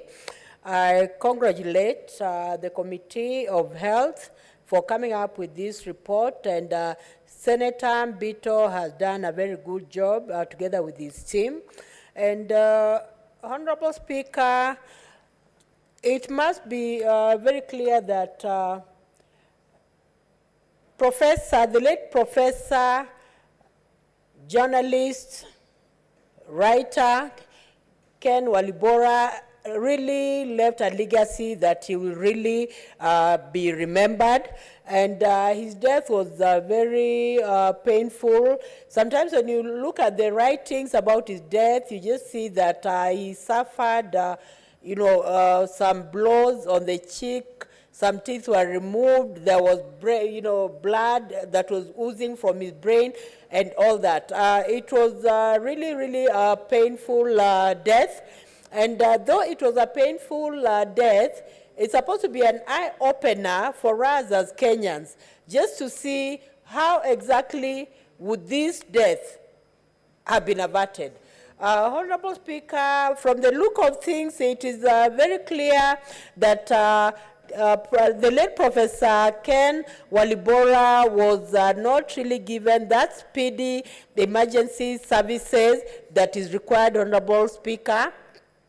And this should be a tale for medical, services, and not only in Kenyatta Hospital, but in all county governments. There's need to really interrogate and intervene and see the emergency section of hospitals. Are they really doing the right thing, what they're supposed to do, Honorable Speaker? And there's really a glaring gap that came out in the emergency services. One, they are not fast enough, and there could be many reasons. Probably they didn't have enough paramedics, and there's need to ensure that in all our emergency service units, there is enough resourcing in terms of equipment, and not only equipment, but also in terms of personnel, Honorable Speaker, so that in every emergency section, there are paramedics who are ready to do the job, and they're just standby in case of an emergency. And that is why they are called emergency units, Honorable Speaker, because if they are well equipped, they have the right personnel, and intervention is done speedily and efficiently, they can save very many lives, Honorable Speaker. And I tend to imagine that if Ken Walibora's case was taken up with the speed that it needed as an emergency, and the attention was given due attention, probably Ken Walibora would still be here with us. Honorable Speaker, it is notable that Kenya is one of the countries that actually signed the Abuja report, the Abuja Declaration, that actually agreed, where state parties agreed that they are going to set a percentage of money for the purpose of health, for the purpose of well-being of health, Honorable Speaker. And this, out of the national revenue, 15% of the money was to go to health. So, Honorable Speaker, if the money that is meant to go for health is utilized well, and even when it's followed and auditors follow and realize that it's utilized well, we are going to protect some of the Kenyans, some of our fellow Kenyans who are just dying because of lack of emergency treatment, Honorable Speaker. There's need to ensure that the emergency areas are well stocked in terms of the personnel, and even training, Honorable Speaker. When it comes to training of personnel, health personnel, it should be a priority, because we are bound by a constitution. When we look at Article 43(1), it states very clearly that when it comes to health, it is a right that all Kenyans have a right to the highest attainable standards of health. And the highest attainable standards of health entail, Honorable Speaker, that emergency cases are given the attention that they deserve, Honorable Speaker. that even when maybe a woman was going to the labor ward and is not able to reach the labor ward and is almost giving birth, then an ambulance should appear right there with the paramedics to support and ensure that the woman is able, the woman's life is protected, the baby's life is protected, Honorable Speaker. So I want to say, Honorable Speaker, that what the committee did is commendable, and there's need to ensure that the emergency units are treated, they are actually managed. They are managed, appropriately. They are managed in terms of personnel, and there should be a protocol that is also, delegating on how things need to be done in terms of emergency wings. And even, Honorable Speaker, when things are not working in the emergency wing, then there's need for someone to be answered. There should be a protocol that in terms of negligence, so and so has to account for any deaths that appear, or even if it's not death, when a situation becomes worse in an emergency room, there's need to have answers that when the patient went to the emergency, this is how the patient was, and when it comes to progression, the patient progressed well or poorly. There should be an accountable way of ensuring that emergencies are accounted for, Honorable Speaker. And even when Ken died, let us take it as an eye-opener as Kenyans to ensure that there's investigation in the emergency units, to ensure also money is set aside for emergency units, and even when that money is set aside from the national government, there's need for the Auditor General also to make an audit to ensure that the equipment in the emergency units are adequate, the equipment are well purchased, and the equipment are also appropriate, Honorable Speaker, and everything is working well, because we have a duty to protect Kenyans, to ensure the health of everyone, Honorable Speaker. And we also know very well that when everyone is healthy, then people become productive. We need everyone to be in good health. We need everyone to be productive for the purpose of ensuring that our GDP goes high, for the purpose of ensuring that we have value also for every citizen in this republic, Honorable Speaker. So I actually support the report that the able Senator Mbito has placed on the floor of the House,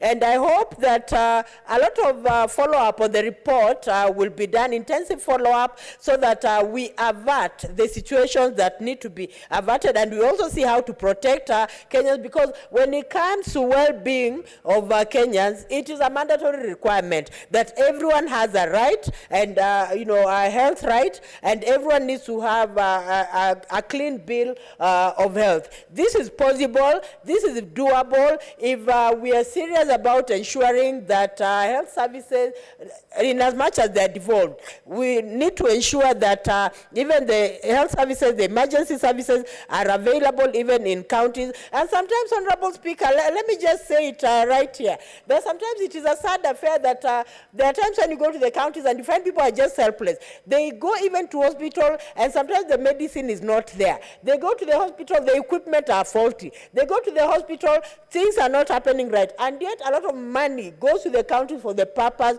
of health care. So there's need to interrogate, there's need to intervene and ensure that the well-being of all Kenyans is accounted for and everyone is in good health, because it is a constitutional requirement in Article 43(1) of our Constitution, Honorable Speaker. I support this report. Thank you.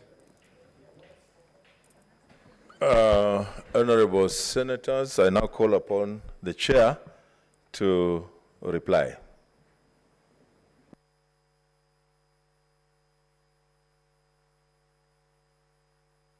Let me take this opportunity to thank my colleagues for the comments they have made on the statement on the death of Professor Ken Walibora, and also I would also wish to take this opportunity to thank my colleagues in the Senate Health Committee for the input they made in this report, and we'll want to assure the Kenyans that the issues that we have recommended here we will make a follow-up to ensure that they are all implemented, because we have to work towards ensuring that each and every Kenyan is entitled to the best there is in medical care, including emergency treatment. So I thank my colleagues for that. Thank you, Mr. Speaker. Okay, I now put the question, it doesn't concern counties, which is that the Senate adopts the report of the Standing Committee on Health on the alleged negligence of the late Professor Ken Walibora prior to his death at the Kenyatta National Hospital, laid on the table of the Senate on Tuesday, 30th March 2021. As many of that opinion say aye. As many of the contrary view say nay. The ayes have it.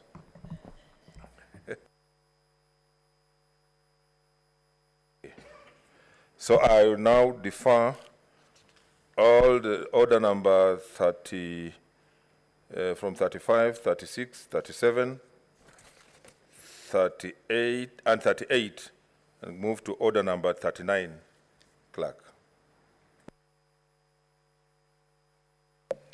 Order number 39, motion, adjournment of the Senate. Senator Mbito.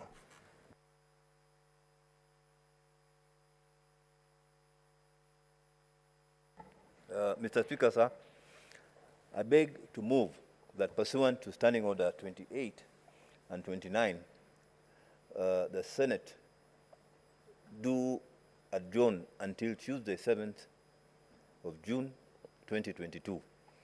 I believe this is an opportunity that will give senators a time to actually rest, because after a very busy schedule, and also give an opportunity for committees to basically wind up the matters, because we're actually approaching the end of our term. So this will be a welcome recess, and I beg to move. Thank you.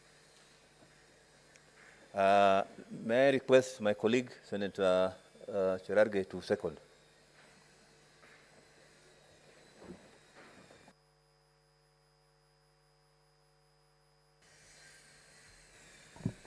Mr. Speaker, I think this adjournment has come at appropriate time. Mr. Speaker, noting that this will be an important period where committees and members can retreat to be able to ensure that, Mr. Speaker, they finalize on exit legacy reports of the House. I know, Mr. Speaker, when we resume on 7th of June 2022, that will be our last session as a House before we break for the general elections of 9th August 2022, Mr. Speaker. So, Mr. Speaker, this adjournment motion will allow also our colleagues and ourselves, noting that this is a campaign season for most of us who have want to become governors, others want to become members of National Assembly, and others we will be defending our seats, Mr. Speaker. So this is an opportune time to relax with our families, catch up with our friends, but more importantly, this being a very busy season, Mr. Speaker, is an important time where we will go back to our people, take our scorecard, what we have been doing for the last 5 years on the floor of the Senate in ensuring that devolution works, Mr. Speaker. This is also an opportunity as senators will be able to move around our counties, check the progress of our projects that we have had, Mr. Speaker. I want to ask my colleagues, when you get time as the people who are in charge of oversight, to visit some of the county projects and assess whether those projects have met the standards as provided for. Mr. Speaker, number 4, I want to appeal to my colleagues in the political arena to continue preaching peace. This Kenya is more bigger than all of us. Let us not sacrifice the tranquility of the country, the peace of the country, Mr. Speaker, for the expediency of politics of the day, Mr. Speaker. I know we have different political formation, but that one should not be an opportunity, Mr. Speaker, to incite Kenyans, make comments that can bring disharmony. But we should use this opportunity as senators, as a upper house, as a house of union, to preach peace as even we campaign, as we sell our agenda. Let us encourage people to live in harmony, peaceful, Mr. And they can notice in this house, we have people who support different political formation. Myself, I support Kenya Kwanza formation. My sister supports the Azimio formation. Mr. Speaker, in all said and done, we enjoy camaraderie in these houses, Mr. Speaker. So I want to appeal to Kenyans that don't fight for the sake of politicians. By the time you are dead and buried, you will be forgotten. By the time you are locked away because of committing political violence, you will be forgotten. The same politicians will be popping champagne, engaging, talking, and telling themselves that was a gruesome competition, Mr. Speaker. So I want to appeal, my colleagues, let us be agents of peace.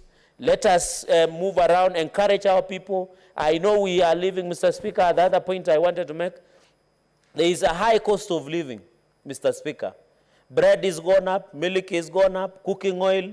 I say today when you go to supermarkets have increased security features over cooking oil because simply the prices have shot up astronomically, Mr. Speaker. It points to a clear issue that most of our people, they cannot afford to put a meal on the table, Mr. Speaker, especially for us men.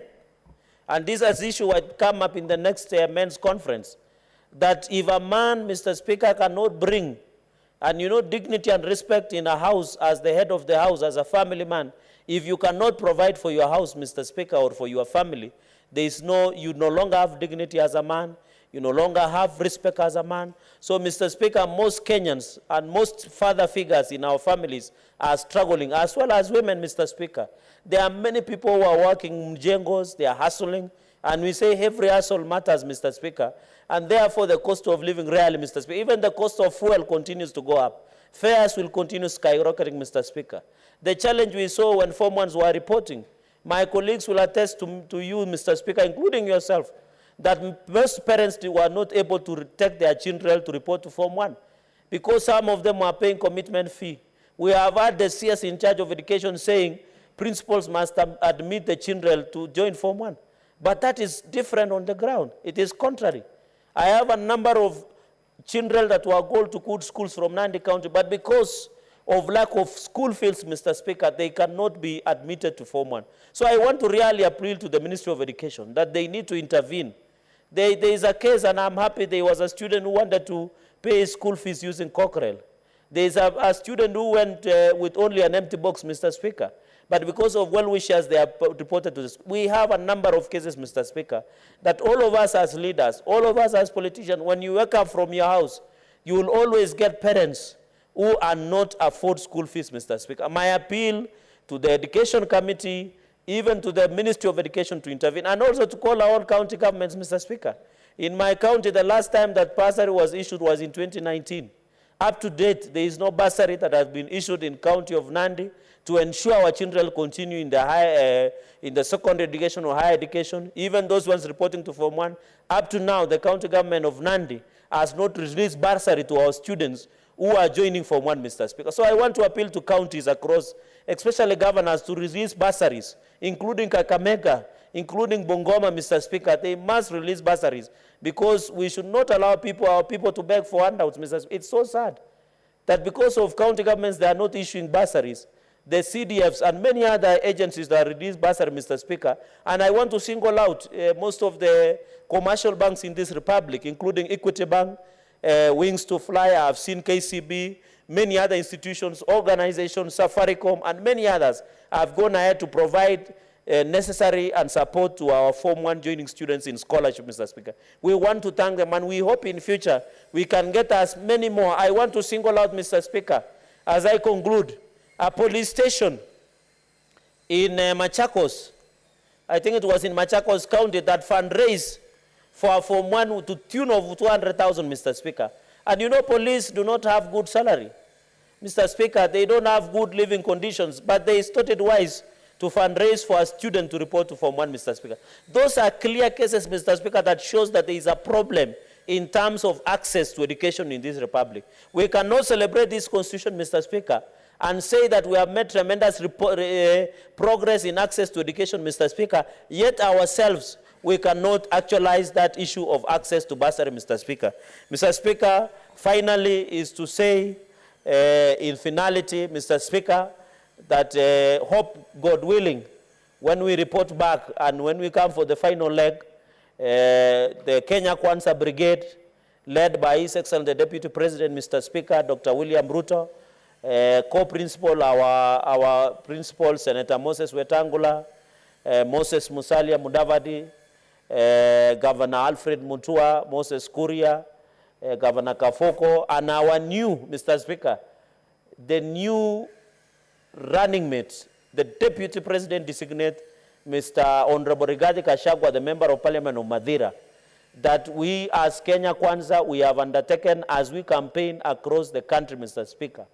And I want to speak to the nation that we shall do a peaceful, agenda-oriented campaigns, respectful campaigns, that we shall respect and engage our competitors in issue-oriented politics.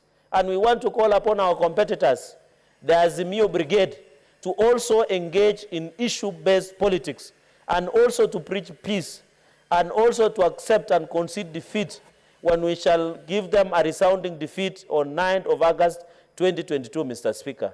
So, Mr. Speaker, I want to thank you and wish my colleagues, Senator Mbito, our sister, Senator Msuruve, my colleagues who are running for governor, others are defending their seats like myself, and other colleagues who are going to run for seats in National Assembly.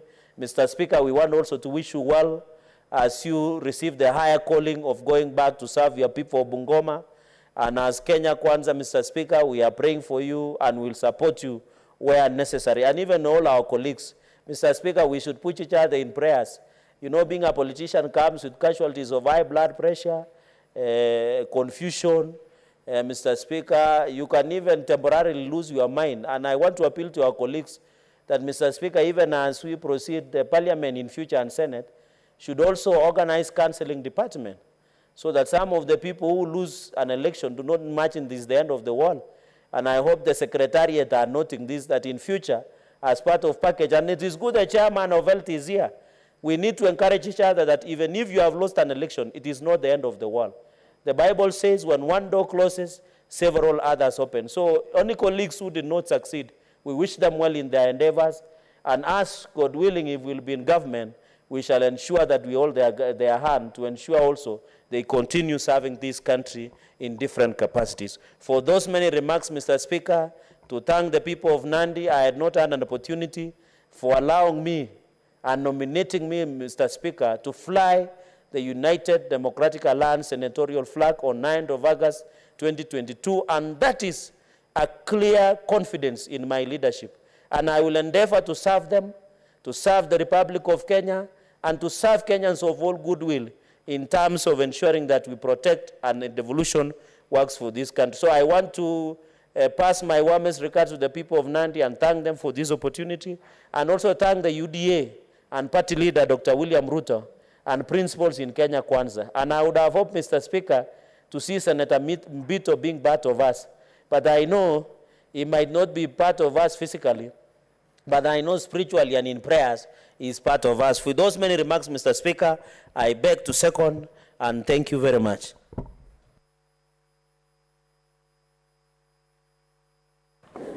Honorable Senators, I propose the question, which is that pursuant to Standing Orders 28 and 29, the Senate do adjourn until Tuesday, 7th June 2022. Senator Musuruve.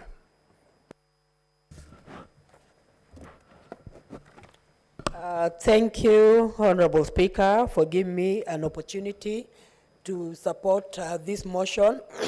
And Honorable Speaker, indeed, the adjournment is necessary. It will help us do many things.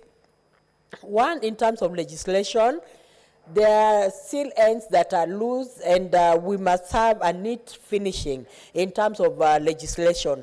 So having the recess will also help committees to have a retreat and finish up, wind up what is in the in-tray. And the retreat is very important because that is when people will, senators will come up to really work on what has not been worked on. And the Honorable Speaker, even as we reach a conclusion in terms of lawmaking, I must say that this lawmaking process, especially being in the Senate, has been a big privilege for me because I found myself in a situation where I'm legislating. I found myself in a situation where I'm also representing people of my type, persons with disabilities, women, and also the vulnerable.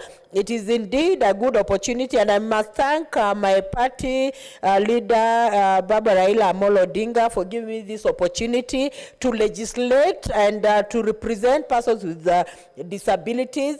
It is a big platform and a good platform and a platform that I'm thankful for, because it has helped me in giving back to the society and also looking at real issues, concrete issues out there, and bringing them here on the floor of the House that they can be legislated on. So I want to also wish my colleagues very well, those who are going for different positions.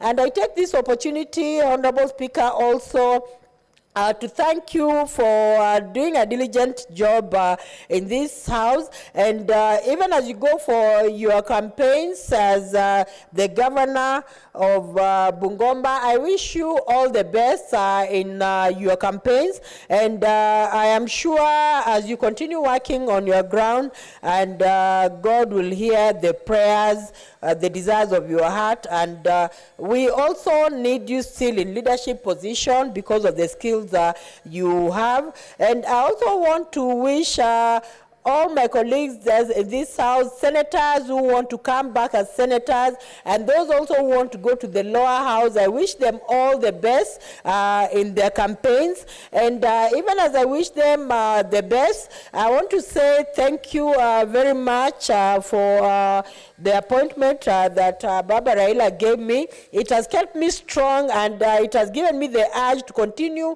fighting for Kenyans, for the needs of others. It has made me realize that others, I should always be a voice for others, and I should forget myself and be selfless in the manner in which I conduct myself, in the manner in which I represent myself, because others' lives matter, and they're relying on the way I represent them. Honorable Speaker, even as we go to electioneering, I want to congratulate Hon Martha Karua for being nominated as running mate for Azimio Party. And I know very well that Martha Karua has the political experience, the social experience, and being a woman, I believe that she has the woman's lens in whatever she's doing, and she has the innate strength in her, and I believe that she's actually going to perform. So even as we continue the campaigns, and I know that depending on how we do our campaigns, our country will remain united. One message I want to pass to Kenyans and colleagues also of mine, as we campaign, let us be peaceful in the campaigns that we are conducting out there, because we should not tear our country apart. We need to be united in as much as we are doing our campaigns. So our campaigns should be peaceful, and our campaigns should gear towards ensuring that we want leadership that is going to help this country, leadership that is going to take us far. And even as we continue campaigning, I know that the Azimio Brigade are also, up to the task, and they're working very hard. And I wish them all the best, even as they continue with the activities. And also for the opponents, I also wish them the best, because at the end of the day, the leader will come from God. And my prayer is that God will hear our prayers as our nation, and give us the leaders that He has intentioned, even as we continue doing our campaign. Thank you, Honorable Speaker. I support this motion. Okay, Honorable Senators, I also wish to take this opportunity to thank all of you who have had time to be here physically or even join us through Zoom to make important contributions to this nation. I know we are now drawing to a close, this being our second last adjournment before we wind up and go to look for kuras and other things. I don't take it for granted that you have been here to transact business. Use this opportunity to conclude committee matters, to visit your constituents, and just advise them and call upon them to carry out their activities in a peaceful manner, and as we even approach the elections, just like most senators have said, that we would like to see a peaceful campaign, we would like to see a united country. Nobody is more important than this country, that as we go across selling our policies, let us do it in a respectful manner so that Kenya remains united as a country and we remain a country to be admired by the rest in the world. So on that note, honorable senators, there being no other business on the order paper, the Senate stands adjourned until Tuesday, 7th June 2022 at 2:30 p.m. Thank you.